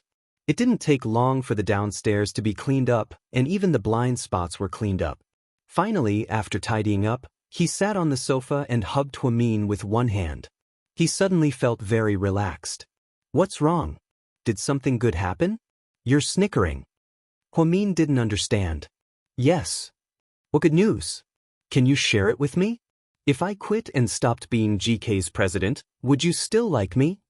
Qin Chu teased Huamin on purpose. Of course not. You're not the president anymore. Who would like you? Qin Chu was speechless. To be honest, I have a great plan. If I suddenly quit being GK's president, we'll take our savings and travel around the world for a year. Then, we'll choose a place with the most beautiful scenery and settle down. It doesn't matter if it's a small town, a small village, or a big city. As long as we like it, we'll open a private hospital there. I'll be the doctor, and you'll be the nurse. No, I want to be the director, Huamin interrupted with a smile. Okay, you'll be the director, and I'll be the vice director. Then, we'll live the rest of our lives in peace and happiness. Sounds good, but it's just a thought. You're the only one in your family. If you don't become the president, who will? Is your dad going to sell GK? Qin Chu shook his head. Huamin leaned his head on Qin Chu's shoulder and quietly asked, "Did you and your dad fight?" "We didn't fight, but we had a little argument." Qin Chu told her the truth. "Was it because of me?" Huamin snuggled into Qin Chu's arms and asked. Qin Chu lowered his head and lovingly patted her head. "Lady Qin, can you be any smarter?" "I think it's because of the Mian Fund. Otherwise, they wouldn't have named it after me. It's such a big deal, that's not the problem." "Don't worry," Qin Chu comforted her. "But..." Huamin wanted to say something, but Qin Chu interrupted her. "Honey, when will your relative leave?" Qin Chu asked eagerly. Chapter 398. Why are you asking this? What do you think? Qin Chu looked at her meaningfully. Why did she feel like Qin Chu's gaze was perverted? It'll take a few more days. Okay, then I won't think about anything for the next few days. Then what are you thinking about? Huamin looked at him, amused. I always hear people talk about running red lights, but I'm not that kind of person. I'm a law-abiding citizen. Qin Chu replied seriously. Running red lights? Huamin didn't know whether to laugh or cry at how Qin Chu came up with such a dirty idea. During dinner, the two of them went to Auxian's ramen. While they were free, they called for a cleaner to clean up the neighborhood. Huamin didn't expect to see Su Yu at Auxian's ramen. After all, with his status, he didn't seem like someone who would come to a small place like this to eat. Inside the ramen restaurant, "Hey, why are you eating ramen at this crappy place? Is there something wrong with your brain? Lord Su?" Wei Liao was someone whose biological clock was reversed. He usually slept during the day and went out at night to have fun. Before he even woke up, Su Yu dragged him out to eat and told him that it was a special place. When they arrived, they realized that it was a small ramen restaurant in a small alley behind a high school. What made him speechless was that the ramen cost 2 yuan per bowl. "Hurry up and eat, stop talking," Su Yu said impatiently. "So, Lord Su, don't tell me that the special thing about this place is that the price is special. 2 yuan per bowl? When did you become so tight on money? Is the turnover of your company too tight recently? Come on, tell me, I'll give you some money," Wei Liao teased. Su Yu still didn't say anything and quietly ate his ramen. Wei Liao felt like he was a little different today. Just as he was about to continue teasing him, he saw Qin Chu and Huamin walk in. The two of them were holding hands and looked very intimate. Huamian was only wearing a black leather jacket with a white t-shirt underneath, dark blue jeans, and a pair of heels. Her hair was tied up into the most popular bun, making her look very cute, like a nude. Qin Chu was dressed as usual, and his cuffs were adorned with real South African diamonds. Because they didn't want to attract attention, they always drove Huamin's Volkswagen instead of Maybach when they came to small places like this. Hey, look who's here? Wei Liao kept glancing at Su Yu. Su Yu turned around and froze for a second. Then he turned back and continued eating his noodles. Huamin saw Su Yu as soon as he walked in, but she pretended not to see him, especially when she was with Qin Chu. She also wouldn't take the initiative to greet Su Yu. It wasn't like her. "Boss, 2 bowls of ramen," Huamin ordered. "Okay, please wait a moment." "What kind of soda do you want, Mr. Qin?" Huamin stood up and walked towards the fridge. "Same as you," Qin Chu responded gently. Huamin smiled and took out 2 glass bottles of soda from the fridge. Then he walked back to the table. "I want soda too. You go get me a bottle," Su Yu said to Wei Liao. Wei Liao imitated Huamin's tone and asked, "Lord Su, which one do you want?" "The same as that table," Su Yu said capriciously. Wei Liao smiled as he stood up and walked towards the fridge. Do you want to go over and say hi? Qin Chu knew that Huamin knew Su Yu. She mentioned it herself. No, I don't know him that well. Huamin shook his head and refused. Qin Chu didn't say anything else. Su Yu finished his ramen in a few bites. Wei Liao stood up and said, Let's go. Boss, another bowl. Although Su Yu called out boss, he was indeed looking at Huamin. You want more? I want to throw up? Lord Su, please forgive me. Wei Liao looked disgusted. From the moment they walked in until now, the two of them had eaten about 6 bowls of ramen. Although it was 2 yuan per bowl, he couldn't be greedy. Chapter 399. I'm not full yet, Su Yu said capriciously. Just then, the boss walked out and smiled embarrassedly. Sir, the last 2 bowls of noodles were ordered by the 2 customers. We don't have enough noodles right now. If you want to make more noodles, you'll have to wait for about 20 minutes. Is that okay? No, I can't wait, Su Yu refused immediately. Then, what should we do? The boss looked troubled. Su Yu glanced at Huamin and Qin Chu and said, Give me their noodles. I can pay more. 2 yuan for a bowl of noodles, right? I'll give you 200 yuan and I'll eat that bowl of noodles. After speaking, Su Yu capriciously took out his wallet and took out 200 yuan bills. Sir, it's not about the money. There are regular customers. This is really against the rules. In my place, my words are the rules. Su Yu didn't seem to be convinced. He was arguing with the boss. Qin Chu stood up and said, Boss, give him this bowl of noodles. I can eat with me first. Mr. Qin, how can I accept this? The boss was obviously very grateful to Qin Chu, but he was really embarrassed. It's okay. Qin Chu didn't seem to care. Unexpectedly, before the boss could say anything, Su Yu stood up and said, Mr. Qin, you're so generous. You can even give me the noodles. Can you give me the rest? Qin Chu looked at him coldly. I can only give you the noodles. As for the rest, don't even think about it. I thought you were generous, but it turns out you're also a stingy person. Su Yu, don't be childish. Finish eating and get out of here. Don't cause trouble here. Huamin couldn't take it anymore. From the moment she walked in, Su Yu had been looking for trouble. Now, he was even mocking Qin Chu. How could she take this lying down? Su Yu glanced at Huamin and opened his mouth, but no words came out. Wei Liao pulled Su Yu's arm. Let's go. We still have something to do later. In the end, Su Yu didn't continue arguing with Qin Chu and left with Wei Liao. Su Yu is that kind of person. Don't lower yourself to his level.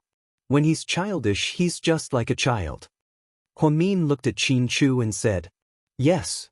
Qin Chu nodded and didn't say anything else. It was supposed to be a happy ramen, but because of Su Yu's interference, it was no longer happy. Fortunately, Qin Chu didn't ask much, so Huamin didn't worry too much. The next morning Huamin drove to work. When he arrived at Southside, he saw that the office was filled with thousands of red roses. They covered the entire office. What's going on? Huamin was confused. I don't know. It was delivered this morning. It said that it was for you, the nurse said enviously. Huamin felt that other than Su Yu, no one else would do something so perverted. So, he angrily called the number in his memory. Su Yu was sleeping soundly. Usually, when he was sleeping, no one dared to disturb him. Otherwise, the consequences would be dire. How many times have I told you not to call me in the morning? Do you want to die?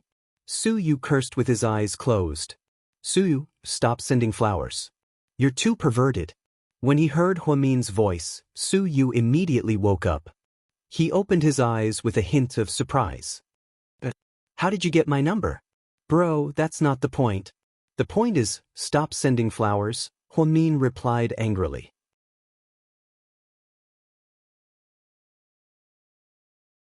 Chapter 400. What's wrong? You don't like it? Whether I like it or not depends on who gave it to me. Su Yu, you're the young master of the Su family. Don't do things that will make you lose fans, okay? I don't know what's wrong with you that you can't let go of me.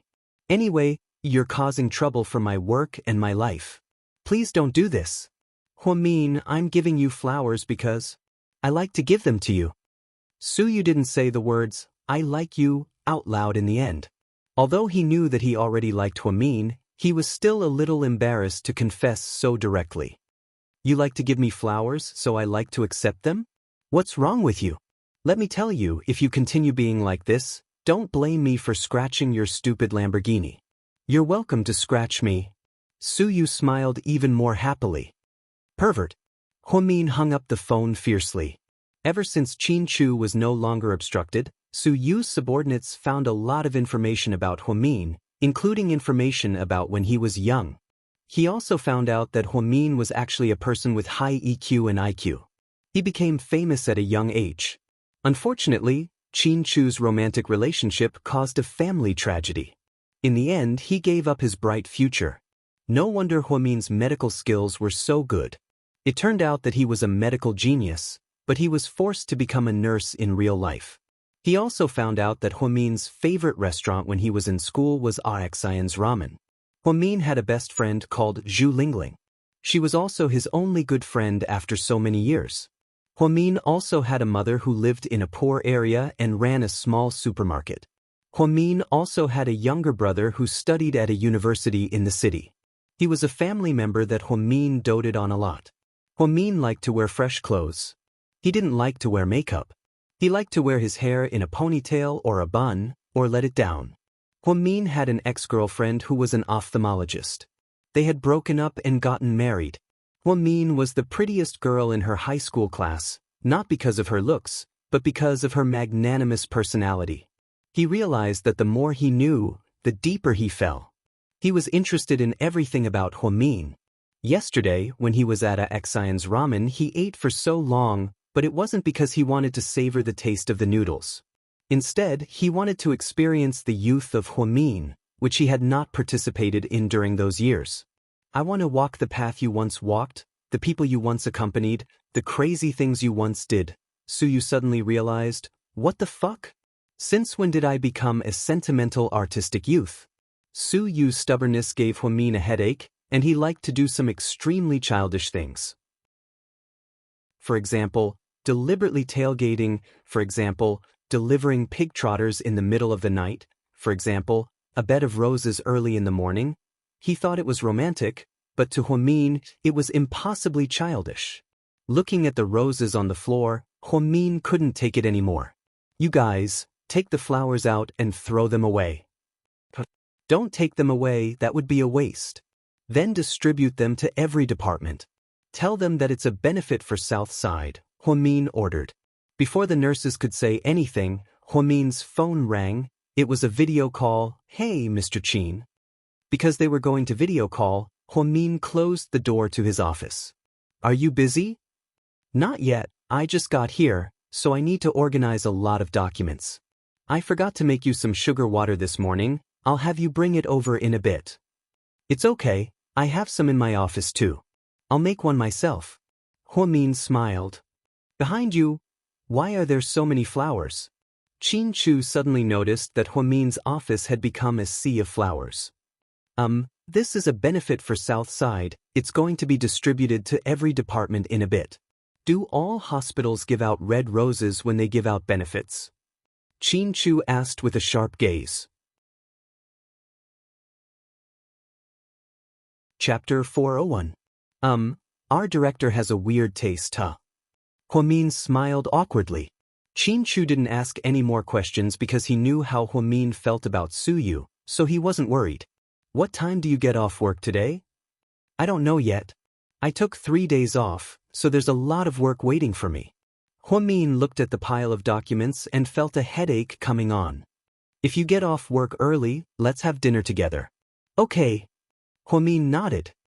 Remember to drink brown sugar water, Qin Chu reminded her in a serious tone. I know, Tang Sanzang. Huamin knew that Qin Chu was a man of few words, but why did he become Tang Sanzang when it came to her? He was speechless. After hanging up the video call, the two of them went back to work. In the afternoon, Huamin received a notice from the finance department that the engineering department was going to use the Hua Foundation's money to repair the back garden. Huamin's expression changed immediately. He took off his white lab coat and rushed to the engineering department. The manager of the engineering department, Feng Yiqing, was rumored to be Deputy Director Guo's brother-in-law. He was an arrogant bully. Apparently, he often misused the company's funds. Since the amount wasn't large, Deputy Director Guo turned a blind eye to it. No one else in the hospital dared to report this to President Wu because they were afraid of offending the deputy director. This made him even more arrogant. Director Feng? Huamin knocked on the door. Hey Huamin, come in. Feng Yiqing was quite enthusiastic when he saw Huamin. Huamin walked in and asked without delay, I just received a call from the finance department. They said that you're going to use 3 million yuan from the Hua Foundation to repair the back garden of our hospital. Is that right? Yes, that's right. It was an emergency, so I didn't have time to tell you. Actually, according to the normal procedure, I should have told you. After all, you're the president of the Hua Foundation. I'm sorry, Director Feng, but I didn't approve the funds. Once the Wuxia Foundation is used, it needs to be signed by me or Mr. Wuxia himself. Didn't the finance department tell you? Yes. You came just in time. You can sign it for me directly, Feng Yiqing said shamelessly. I don't think you understand what I mean. I don't agree with using the Hua Foundation's money to repair the garden, so I can't approve this money. But wasn't the Hua Foundation established to contribute to our hospital? I'm not using it for myself. It's for the sake of our nursing home. Look at the lawn in the back garden. It's been trampled. It definitely needs to be replaced. Also, the pavilion and the arch bridge are so old. If our environment isn't up to standard, we'll be laughed at by the industry. Huamin waved his hand and interrupted Feng Yiqing. I don't think you understand. The Hua Foundation was established by Mr. Wuxia Foundation. It mainly helps the residents who need emergency treatment but can't afford the deposit. It doesn't serve the hospital. Our hospital is a public hospital, so the government will allocate funds to repair it every year. You should ask the deputy director for the money instead of the Hua Foundation. I know, but my brother-in-law is on a business trip. He's not here. Who am I supposed to ask? How about this? You sign it first, and it should be lent to me. When my brother-in-law comes back, he'll transfer it to you. I'm sorry, but I can't do that. That's a separate matter. Also, I don't think repairing the back garden is that urgent. It's nothing compared to human lives. Hey, Xiaohua, that's not right. You're new here, right? I've been working here for almost 7 years. You should know that helping others is helping yourself. It's not good for you to go against me, right? Feng Yiqing began to threaten Huamin when he saw that Huamin refused to sign the papers.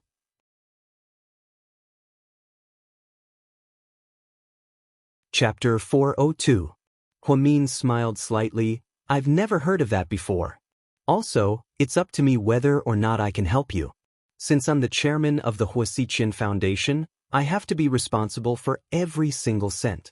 How about this? Why don't you go directly to Mr. Wuxia and see if he agrees? If he agrees, then I have no issues with it. Are you purposely giving me a hard time? I don't even know Mr. Wuxia Foundation.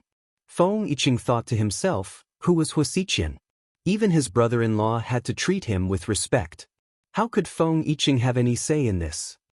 If that's the case, then please don't give the finance department a hard time, Director Feng. Let's end this here. After speaking, Huamin turned around and left. Feng Yiqing forcefully knocked on the table and cursed, Bitch, why are you acting so cocky? Aren't you just a bastard from the Hua family? How arrogant. Let's see how I'll deal with you in the future. In the end, Feng Yiqing's plan to use the Hua Family Foundation didn't work out. He was even scolded by Huamin, so of course he was upset. Huamin, on the other hand, thought that he did the right thing. Although the money belonged to Wuxia, he had the responsibility to decide where the money would go. The money was supposed to be used for official business, but Feng Yiqing was going to use it to repair the garden. What a joke. Head nurse, you did the right thing this time. That Feng Yiqing should be taught a lesson. You don't even know how bad his character is. Not only does he like to embezzle money, but he also takes advantage of us nurses. Whenever he sees which one has a better figure, he'll get stuck and have fat brains. Disgusting. The nurses were extremely happy when they heard that Huamin had taught Feng Yiqing a lesson. I'm just stating the facts.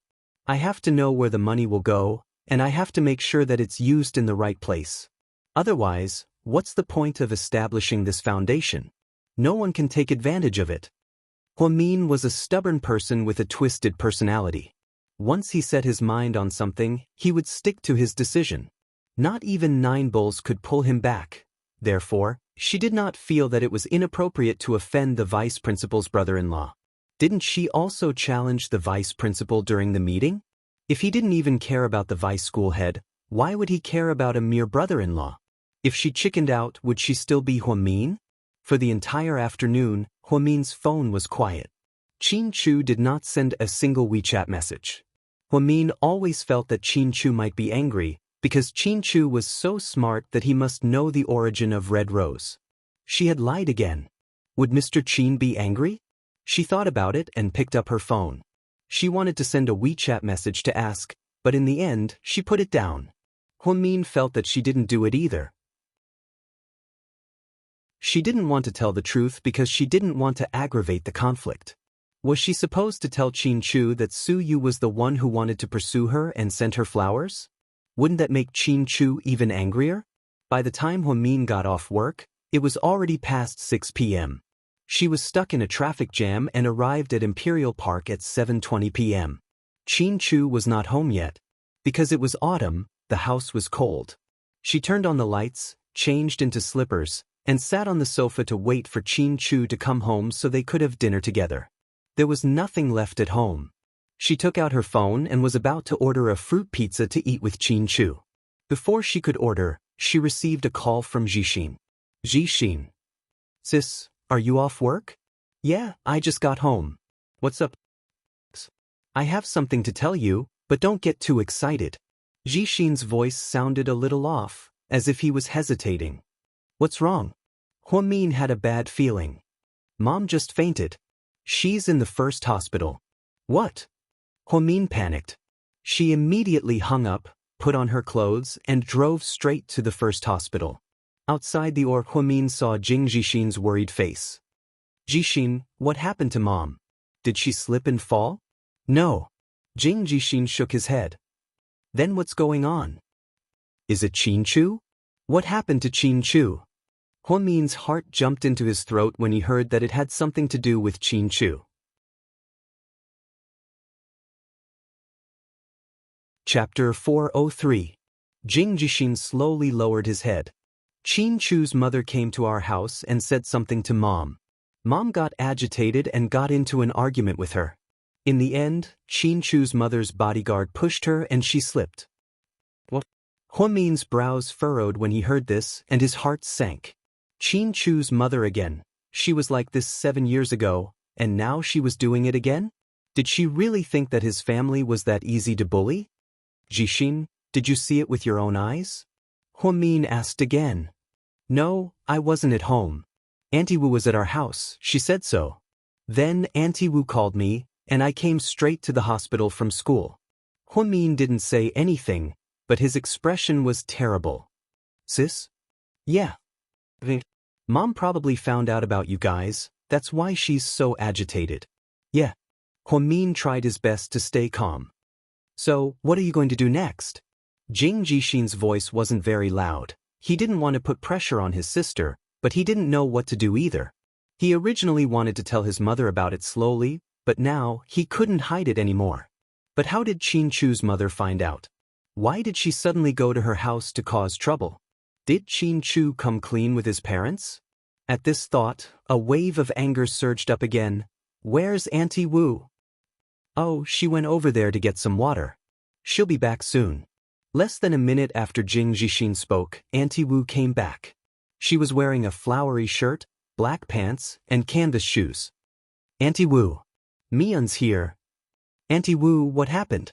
Huamin really wanted to know what happened, so he asked. Auntie Wu's eyes flickered. She didn't know what to say. Auntie Wu, just tell me what you saw. Don't hide it from me, or else I'll feel bad. I don't know what's going on with my mom, and I'm really worried. Mian, are you with that son of the Qin family again? Auntie Wu asked in a serious tone.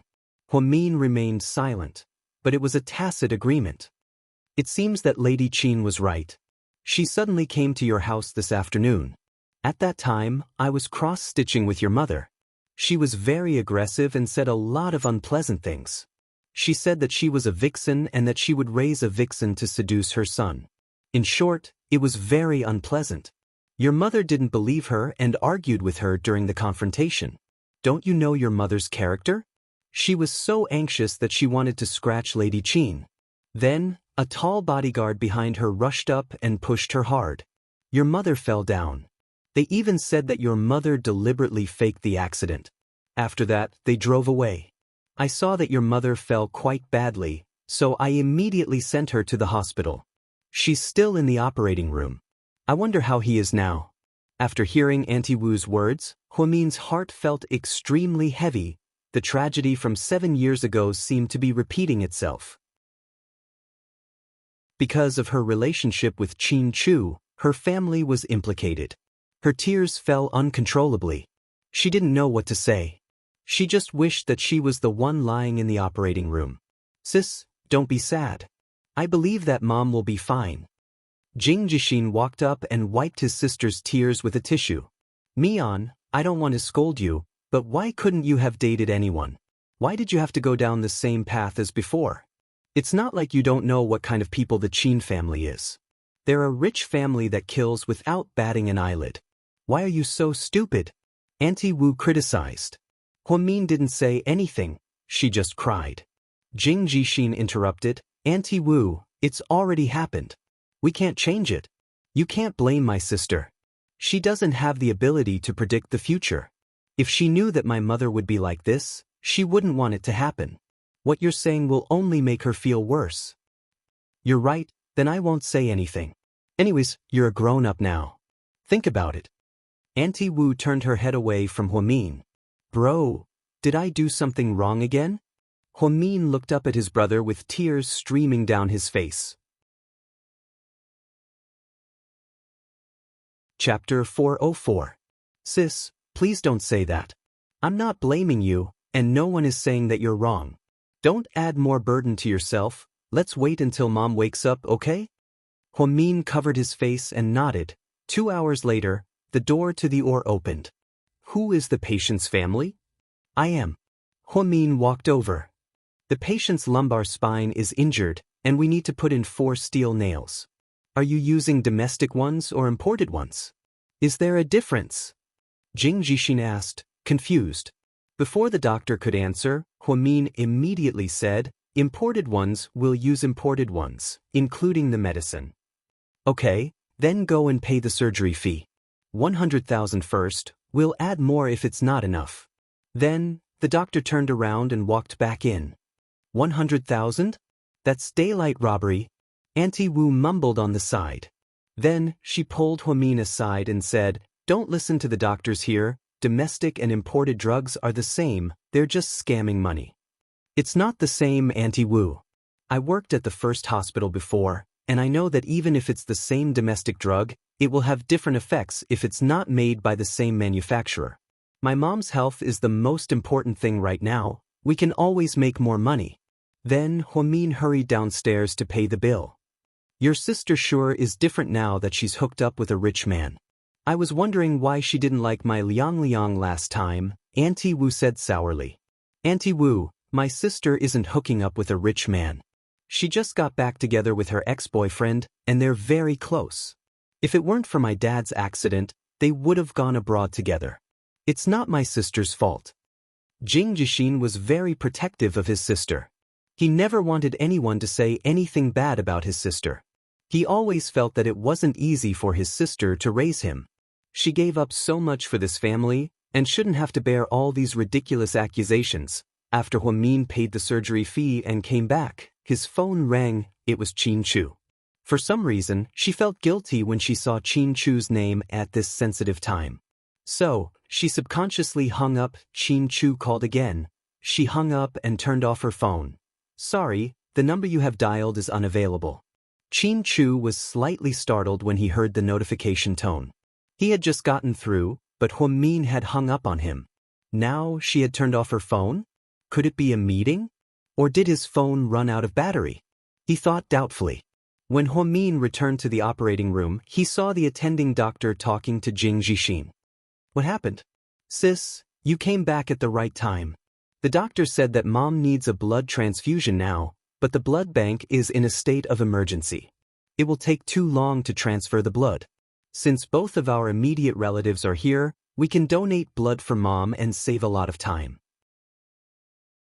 Sure, where are we going to draw blood? Huamin asked.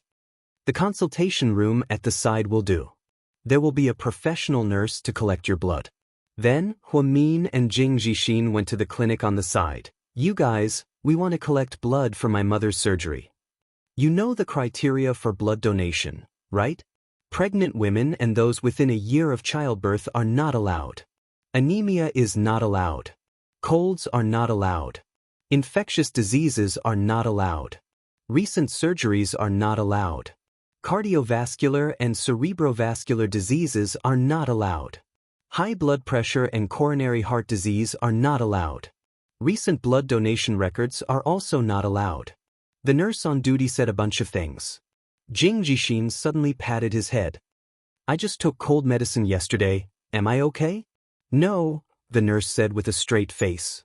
Jixin, go back and watch the door. I'll do it, I meet the criteria. As a medical staff member, Huamin knew the criteria, so he sat down and waited for the nurse to draw his blood. Frustrated, Jing Jixin turned around and walked back to the door of the operating room.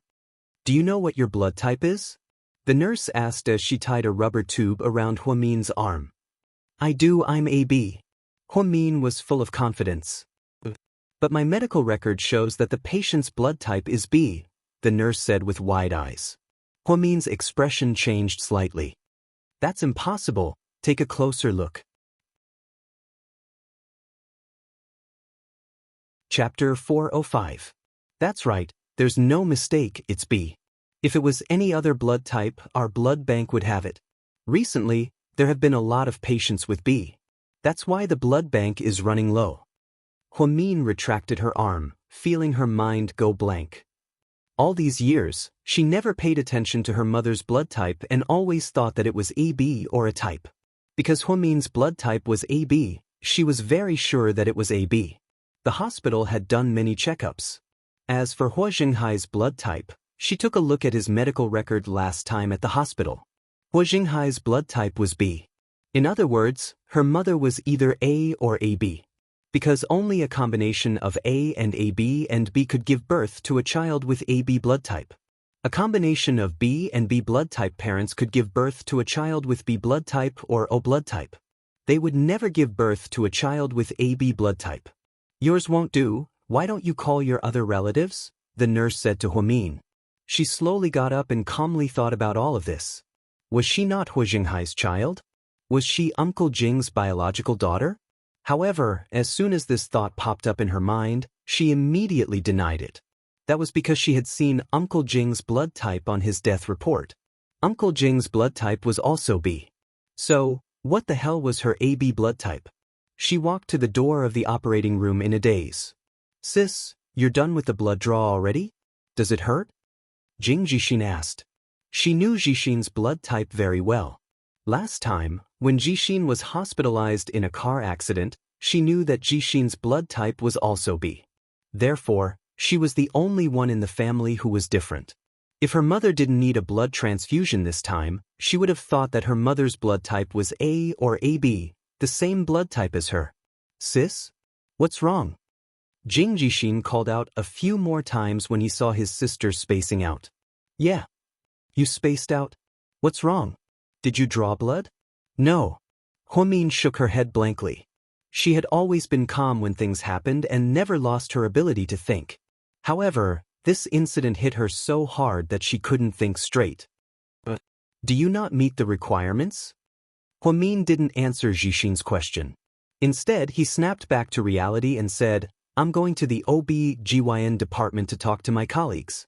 I remember some of them are B grade.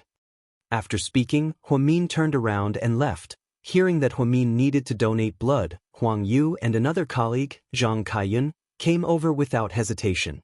It just so happened that both of them had type B blood, which solved the problem of Huamin's mother needing a blood transfusion. Senior sister, don't you think our hospital is too pretentious? There's no blood in the blood bank. They don't usually prepare more, but at the critical moment, their own family members have to donate blood. Then, they don't pay a single cent less for hospitalization. How black-hearted. If President Wu heard this, he would be the first to fire you, Zhang Kaiyun said with a smile. President Wu is here. I definitely can't say anything. I have to flatter him. No matter what Huang Yu and Zhang Kaiyun said, Huamin seemed to be absent-minded. Senior sister, what's wrong with you today? You don't seem to be yourself. Huang Yu poked Huamin with her finger. Oh, maybe it's because my mom is cleaning up. I'm too worried and nervous. Don't worry, she'll be fine. God helps the good, Huang Yu comforted. Huamin nodded. After Huang Yu donated blood, she went to the door of the ore. She was happy to see Jing Jixin. Don't worry, Auntie will be fine. Thank you. Jing Jixin nodded. After another hour or so, the door to the ore slowly opened. How is it? Doctor, how's my mom? Huamin and Jing Jixin rushed over. Chapter 406. The patient isn't in any danger. She just needs to recuperate after the surgery. Let's observe her for a while and send her straight to the VIP room. Yang Meirong's face was pale from the surgery. It was heartbreaking to see her like this. There was still anesthesia left, but she showed no signs of waking up. Huamin gave Jing Jixin some money and asked him to take Auntie Wu out for a meal. He would stay here and take care of her. Sis, what do you want to eat? I'll get some takeout for you. Huamin shook her head in exhaustion. I don't want to eat anything, I don't have an appetite. Okay then, I'll come back and take your place. Jing Jixin then took Auntie Wu, who had been busy all day, out for a meal. Huamin held onto Yang Meirong's hand, feeling extremely conflicted. If Yang Meirong wasn't her biological mother, then who was? Or, other than Hu Zhenghai and Jingde, did she have another biological father? Yang Meirong never mentioned it. After her mother woke up, Huamin decided to investigate this matter. After living for 24 years, she couldn't calm down when she suddenly realized that there might be more to her birth than meets the eye. However, regardless of whether Yang Meirong was her biological mother or not, she still raised her. Seeing her lying on the hospital bed and suffering because of her made her heart ache. I hope you're safe and get better soon. Huamin looked at the woman on the bed with tears in her eyes. Jing Jixin came back half an hour later. Auntie Wu saw that Yang Meirong was out of danger, so she went straight home. Sis, I'll take care of Mom. You should get some rest. I'm fine. Go back to sleep. You have school tomorrow. My classes aren't that busy. You still have work to do. You can't handle it alone. Jing Jixin felt bad for his sister and handed her a lunchbox. Here's congee and pickles. Don't eat too much. Your body can't take it. I don't feel like eating. Jixin, you take care of Mom. I'll go buy some food for my colleagues. After leaving the VIP room, Huamin went out and ordered a lot of food from a restaurant. Huang Yu and Zhang Kaiyun each donated 400 cubic centimeters to Yang Meirong. They were very generous. In Huang Yu's words, she said, "When I drew my blood, I was dazed. Everything went black and I almost fainted." After all, she was a girl. 400 yuan was quite a lot. However, since their relationship was good, it was impossible to give him money. That would be an insult to him. Huamin bought a lot of delicious food and some supplements for his two colleagues. Huamin took the opportunity to chat with the head nurse, Su Yen, at the entrance of the OB/GYN department. Head nurse, do you think that a type B father and a type B mother would never have a type AB child? Of course, AB and B can only give birth to AB or an OB. Isn't this something you should have learned in your first year? You're a straight A student. Why are you asking me about such a small matter? Su Yen smiled. Oh, it's nothing. I was just asking. Huamin smiled awkwardly. On the other side, Qin Chu noticed that Huamin didn't pick up his phone. Something was wrong. Huamin rarely turned off his phone. Even if his phone ran out of battery, he would charge it immediately. There were chargers at home, at work, and in his car. Unless something happened to her. The more he thought about it, the more worried Qin Chu became. He decided to drive home. Qin Chu originally planned to go to GK today to hand over his job. After all, he had already resigned from his father. However, after he arrived, he was held up by the shareholders' meeting. A few of the major shareholders were in a bad mood. His father couldn't reach them, and Assistant Yang was busy. Qin Chu had no choice but to step in and calm them down. After a busy day, he wanted to pick up Huamin for dinner. However, he couldn't reach her, so he was very anxious. When he got home, he realized that Huamin wasn't home either. Qin Chu was a bit worried. Just as he was about to call Huamin, he received a call from home. "Young master, come back as soon as possible." Master and Madam got into a big fight. Madam is so angry that she's crying. She even wants to run away from home. After hearing the maid's call, Qin Chu frowned slightly. When it rains, it pours.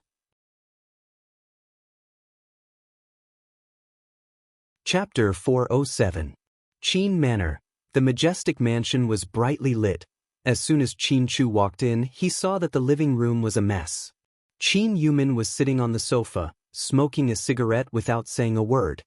His mother stood at the door with a suitcase in her hand, as if she was about to leave. "Mum, what are you doing?" Qin Chu frowned, as if he didn't understand what his parents were doing. Over the years, although his mother was a bit overbearing and unreasonable, she still knew what was important, and what was important was that his father had the final say in major decisions. His mother only made decisions in their daily lives. Qin Chu couldn't figure out what was going on that would cause them to fight like this, even though they had never fought before. "Son, you're back just in time. I don't want to live with your dad anymore. I want a divorce." As soon as Lady Qin saw her son come back, she immediately put on a sad act. She had tears in her eyes and looked extremely wronged. "What's the reason? Your dad said that you wanted to resign and that he approved it, but how could I agree?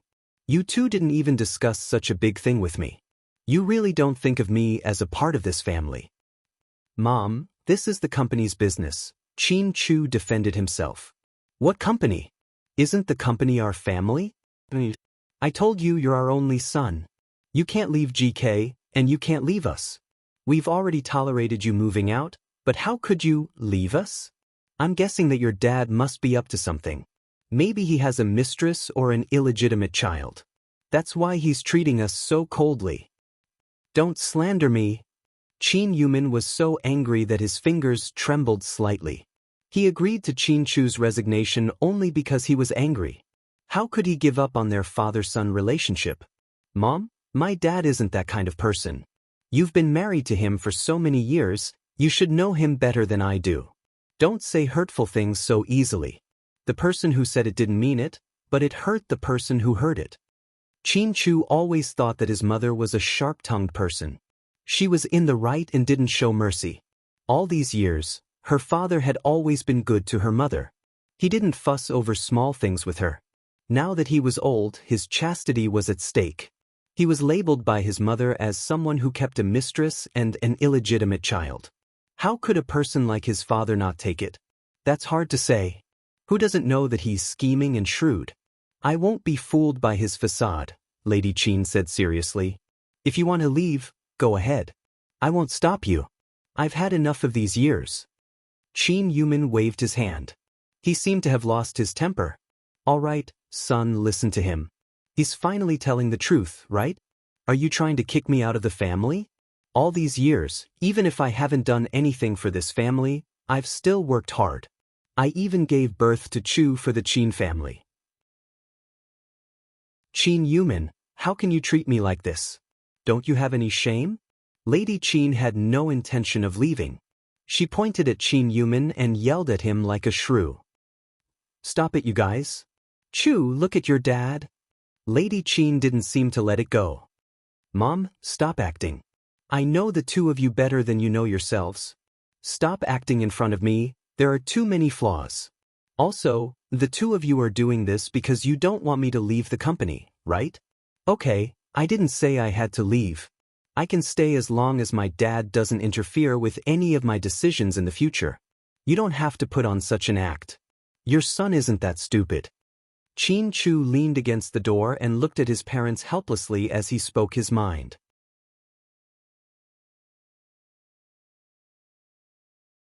Chapter 408. Qin Chu didn't know what to do. His mother's acting was very realistic, but Qin Chu immediately saw through her. After being exposed, the two of them looked a little awkward. Qin Yumin coughed lightly and lowered his head. No one knew what he was thinking. Lady Qin reached out to hold her son's arm and tried to persuade him. Don't worry, your dad won't interfere with you anymore. You can do whatever you want, even if the company goes bankrupt. The money I have in my Swiss bank account is enough for us to live for the rest of our lives. Just don't be with Huamin anymore. Didn't my dad tell you? Tell you what? Lady Qin was slightly surprised. Huamin and I are married. In fact, we already got our marriage certificate. What? Lady Qin screamed.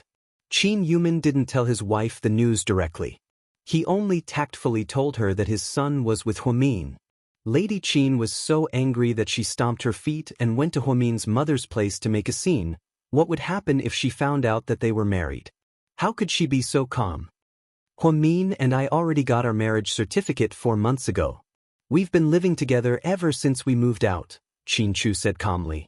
Lady Qin's expression completely changed. No wonder you're never sad about any woman. You're still with that vixen. Mom, please watch your words. Mian isn't a vixen. She's already your legal daughter-in-law. I don't recognize her as my daughter-in-law or her vixen mother. It seems like I went too easy on them today. I should have torn down their shitty house and let them live on the streets. What a pair of scheming bitches. Both mother and daughter are evil, Lady Qin cursed, completely disregarding her image as a rich lady. What did you say? Qin Chu heard something and frowned slightly. I went to her house in the slums today and met her mother. That damned woman really didn't know what was good for her and even wanted to scratch me. Fortunately, I had bodyguards with me so I didn't suffer any losses. That stinky woman even pretended to lie on the ground and wanted to scam me. It was so funny. I knew those poor people only knew how to ask for money. Actually, it's easy to get them to ask for money. How much money do they want? Why did they ask their daughter to seduce someone else's son and do such a despicable thing?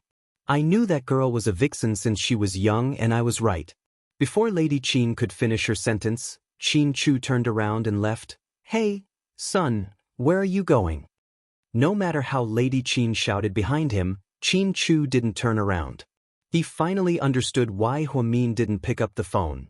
Why don't you talk some sense into your son? Did he go find that vixen again? Lady Qin looked at Qin Yumin angrily. I think you went too far this time. No matter what, you shouldn't have gone to her house to cause trouble. If something really happened to that girl's mother, it's not something that money can solve. Don't forget, your son is married to that girl, so your in-laws with that girl's mother. I don't want to acknowledge that poor in-law. I'll be laughed at if I tell people about it. That woman was so flirtatious when she was young. She sang a few songs, acted in a few dramas, and used her looks to seduce that pervert Hua Zhenghai. What happened in the end? She was toyed with for nothing, didn't she? She got pregnant, didn't give her money, and didn't acknowledge that damned girl's identity. Who in the neighborhood wouldn't laugh at her? If it were me, I wouldn't have the face to live in this world.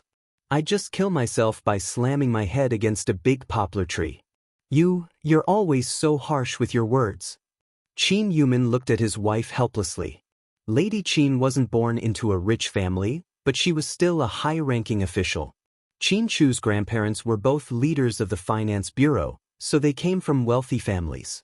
5 years ago, Qin Chu's grandfather passed away from an illness, and his grandmother emigrated to New Zealand with his uncle. Lady Qin was born with a sense of superiority, so she always looked down on poor women with bad reputations. She was biased against Yang Merung, which was why she was so rude to her. Qin Chu sped all the way to Huamin's house. He knocked on the door for a long time, but no one opened it. He called Huamin's phone, but it was still turned off. Who are you looking for? Auntie Wu walked out of her house after dinner and saw someone standing in front of Yang Merong's house. Chapter 409.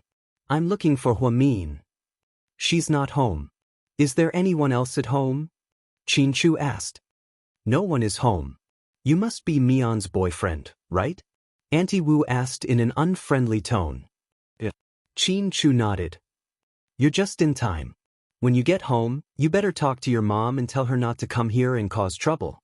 Meirong has been raising 2 kids all by herself for years. It's been hard on her, and she's not in good health. Her blood pressure is very high, and she usually pays attention to her health. Now that she's here, she's bringing bodyguards and pushing and shoving, and finally she's hospitalized. After that, your mom left with her bodyguards and didn't even pay for her medical bills. I really don't know what Mion is after.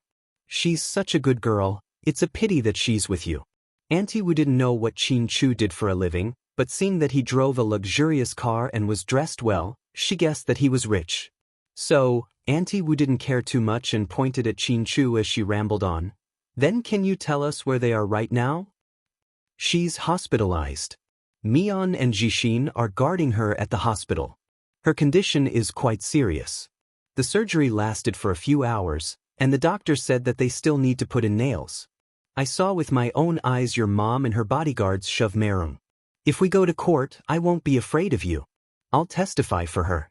Your mom is a woman who dresses well and is pretty, but I can't believe she's so uncouth. Also, if your parents didn't agree, why did you bother Mion? You know, everyone's not happy about this. Auntie Wu was still rambling on, but Qianchu nodded politely and said, thank you. Then he drove straight to the hospital. Other than the first hospital, he couldn't think of anywhere else to go. As expected, when he arrived, he easily found the information in the VIP ward of the first hospital. When Qianchu arrived, Huamin was sitting in a chair by the door. He was resting his head on his hand, deep in thought.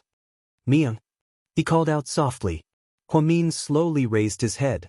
The moment he saw Qianchu, his eyes were cold, without a trace of warmth. Why didn't you answer the phone? Qianchu walked over and asked. I don't want to. Why didn't you tell me such a big thing happened? What can I do if I tell you? Can you help my mom push your mom hard and make it even? Huamin asked coldly. Qianchu fell silent. He had seen such a domineering Huamin before. It was 7 years ago when they had broken up. At that time, any hurtful words could be said. Qianchu raised his hand and grabbed Huamin's shoulder. Don't be like this. I didn't want things to turn out this way either. Isn't it because of you? If you didn't tell your parents, they wouldn't have come to my house to cause trouble. I've been telling you about a secret marriage, but you think I'm bullshitting, right? Huamin was slightly angry. No, I just didn't expect her to be so impulsive. I just want to be with you openly. I don't want to be in secret for the rest of my life. What's wrong with being in secret? I'm not afraid, so what are you afraid of? It's better to be in secret than to cause trouble like this, right? Do you know what a stupid thing your mom did? She brought bodyguards to my house to bully my mom. Now she's in surgery and has a lot of nails in her body. She hasn't woken up yet. What about your mom? She's having afternoon tea at home right now, right? Mion, I'll take care of this. Take care of it? How do you want to solve it? Tell me. When Auntie wakes up, I'll apologize to her personally. I'll take all the blame. Qianchu felt that this whole thing started because of him, so he was willing to take all the blame. You're funny, you're not the one in the wrong, why would you take all the blame? Huamin's lips curled up into a cold smile. The unfamiliar Huamin made Qianchu feel scared. Mion, listen to me, this is what I think. Qianchu patiently pulled Huamin aside and tried to explain. To his surprise, Huamin suddenly pushed Qianchu away, looked into his eyes, and said, Qianchu, let's get a divorce. What did you say? Qianchu's body trembled. Chapter 410. I said, let's get a divorce. No way, don't even think about it. Qianchu immediately denied. From the moment he registered his marriage with Huamin, he had never thought about getting a divorce. I'm not asking for your opinion. Whether you agree or not, I will first separate from you. Then, in half a year, I will apply for a divorce. That's all. After speaking, Huamin stood up and was about to enter the hospital room. Honey. Qin Chu's heart ached as he grabbed onto Huamin's arm. Let go of me. Huamin's voice was sharp and cold. He was completely different from his usual self. Don't follow me in. My mom hasn't woken up yet. She doesn't want to see your face. After speaking, Huamin turned around and entered the hospital room. Qin Chu stood at the door of the hospital room in a daze. He felt a slight pain in his heart. This was the last thing he wanted to face, but it still happened. 7 years ago, Huamin's family suddenly had an accident and she didn't want to go to the US. In the end, she heartlessly broke up with him. He went to the US alone and refused to come home for 7 years. He didn't even come back for his grandfather's funeral. Who would have thought that today, tragedy would repeat itself? And all of these tragedies originated from his arrogant and rude mother. Qin Chu walked out of the hospital with a heavy heart. He deposited a $500,000 deposit at the front desk downstairs. Then he drove out of the hospital. Where are you? At the police station. Come out for a drink. Gao Ran was confused. Okay, I'll come over as soon as I'm done with this theft case. Wait for me. Then, Gao Ran hurriedly hung up the phone. At night, his mother showed no signs of waking up, so Huamin asked the doctor for advice. The doctor said that her body was weak and that she might have to wait a little longer, but her vitals had stabilized. When Huamin came back, he didn't dare to enter the hospital room. He felt guilty towards his mother. She stood at the corner of the hallway with a cigarette in her hand. This was a Russian brand. It was brown, very thin, and very strong. Huamin was not addicted to smoking, but she liked the smell of cigarettes. It was a little hobby. Therefore, she would often put a pack of cigarettes in her bag. When she was stressed or tired, she would take it out and smell it. There was no need to ignite it, but today was different. She found a lighter, lit a cigarette, and held it between her right index and middle finger. Then, he took a big gulp. Because he didn't smoke, such a sudden movement caused his lungs to be unable to adapt. He started coughing violently. Sis, do you smoke? Jing Jixin looked around before he finally found his sister. Seeing his sister smoking, he immediately snatched the cigarette from her hand, threw it on the ground, and stomped on it a few times. Huamin didn't say anything. His eyes were unfocused. Sis, if you want to cry, just cry. I know you're upset. Jing Jixin looked at his sister with heartache. He also wanted to cry. He knew that his sister was in the most difficult situation. She loved her mother, and she also loved brother Qin Chu. However, she couldn't be both loyal and filial. This was the most difficult choice. 7 years ago, his sister was forced to make a choice. 7 years later, she had to do it again. Normal people wouldn't be able to take this kind of blow. I'm not upset, I'm fine. Huamin's voice was a bit hoarse. Sis, don't blame yourself. Mom's fine, her life isn't in danger. Jing Jixin comforted. Huamin ran her hands through her long hair and smiled weakly. Jixin, do you think your sister is too useless? Why would you say that? Jing Jixin didn't understand what his sister meant. Huamin patted Jing Jixin's shoulder. Go back and watch Mom. I'm going out for a bit. Then Huamin hurried downstairs. Jing Jixin looked at his sister's back, a bit worried. Qin Manor, who are you looking for? The housekeeper opened the door and saw a young woman. I'm looking for Madam. Huamin smiled slightly. Madam, someone's looking for you. Coming. Lady Qin had been up all night. Just as she took a shower and was about to put on a face mask, she heard someone looking for her. She came out in a bathrobe, and the moment she saw Huamin, her expression changed drastically. Long time no see. Huamin looked at Lady Qin and smiled like a flower. Chapter 411. What are you doing here? When Lady Qin saw Huamin, she felt uncomfortable. Although they hadn't seen each other for 7 years, Huamin's face hadn't changed much. Other than the fact that he no longer looked immature, his face was still delicate and pretty, even a little cold. People who didn't know him would think that Huamin was the cold and arrogant type, but in reality, she was even colder than that. She was the type that could not be more arrogant. She acted according to the rules, was casual, and was willful. 7 years ago, Lady Qin strongly objected to her son's relationship with Huamin, and the whole school knew about it. Huamin and she had a few confrontations, so even though they hadn't seen each other for many years, she still couldn't forget Huamin's face. Huamin ignored Lady Qin's words and walked over to sit on the leather sofa in the living room. Then he slowly leaned against it. "I'm curious. I was the one who decided on my relationship with Qin Chu. Why do you keep looking for my mom? Just because she's poor and doesn't have a higher status than you, does she deserve to be bullied?" Huamin's voice was cold. "It's the father's fault for not teaching his son well. You didn't have a father since you were young, so if I didn't look for your mom, who would I look for? Don't tell me I'm looking for you. If you were such a sensible girl, would you? Would he still do something so shameless?" As soon as this topic was brought up, Lady Qin became very agitated, and her mouth was full of nasty words. Huamin sneered, "How am I shameless? You seduced my son and you're shameless.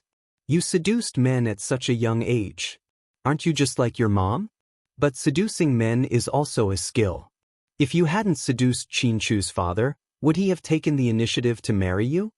Upon hearing this, Lady Qin's expression changed drastically. She pointed at Huamin and yelled, "You little bitch, what nonsense are you talking about? Do you think that we, the noble families, will be the same as you lowly commoners?" Huamin stared at Lady Qin and said word by word, "That's hard to say. Maybe you rich and powerful people like you are doing some despicable and shameless things behind the scenes. You can't even compare to us lowly commoners who are open and above board. This is called rotten on the inside but rotten on the outside. Don't talk nonsense with me. Let me tell you, don't think that the Qin family will accept you just because you and my son are married. Dream on." Huamin shook his head. "No, you're wrong. The truth is, I don't care if the Qin family recognizes me or not. It doesn't matter to me at all. What I care about is that Qin Chu recognizes me, and the law recognizes me. We didn't even get a prenuptial agreement. If I file for divorce now, I'll probably get half of GK's assets. What a great idea." Upon hearing Huamin's words, Lady Qin's face turned pale. She knew that since her idiot son had already gotten married to Qin Chu, there was no way he would get a prenuptial agreement. In other words, even if they filed for divorce now, they would have to pay Huamin a huge amount of alimony, or at least half of their assets. "See, I knew it. I told you, you don't really love Chu. You're only after our family's money. Now you're finally showing your true colors, aren't you?" Lady Qin accused Huamin of being greedy, and her face turned livid with anger. Huamin replied calmly, "Whether I love Qin Chu or not is my own business. I don't need to prove it to anyone. Whether I'm greedy or not is my own business, and I don't need to explain it to you. You seem to hate me, don't you?" "I hate you? There's no woman in the world that I hate more than you." Lady Qin looked at Huamin with disgust, not hiding her true thoughts at all. "So, since you hate me so much, I have a better idea." Huamin smiled slightly. "What idea? Isn't it just divorcing my son and splitting his assets? We have our own legal team, and we won't let you get what you want." Lady Qin looked at Huamin's smile and had a bad feeling. She felt that this woman wasn't as simple as she seemed. You're tuning in to the Wang Lin's Journey YouTube channel. Don't forget to subscribe and join us on this journey to catch the most captivating stories.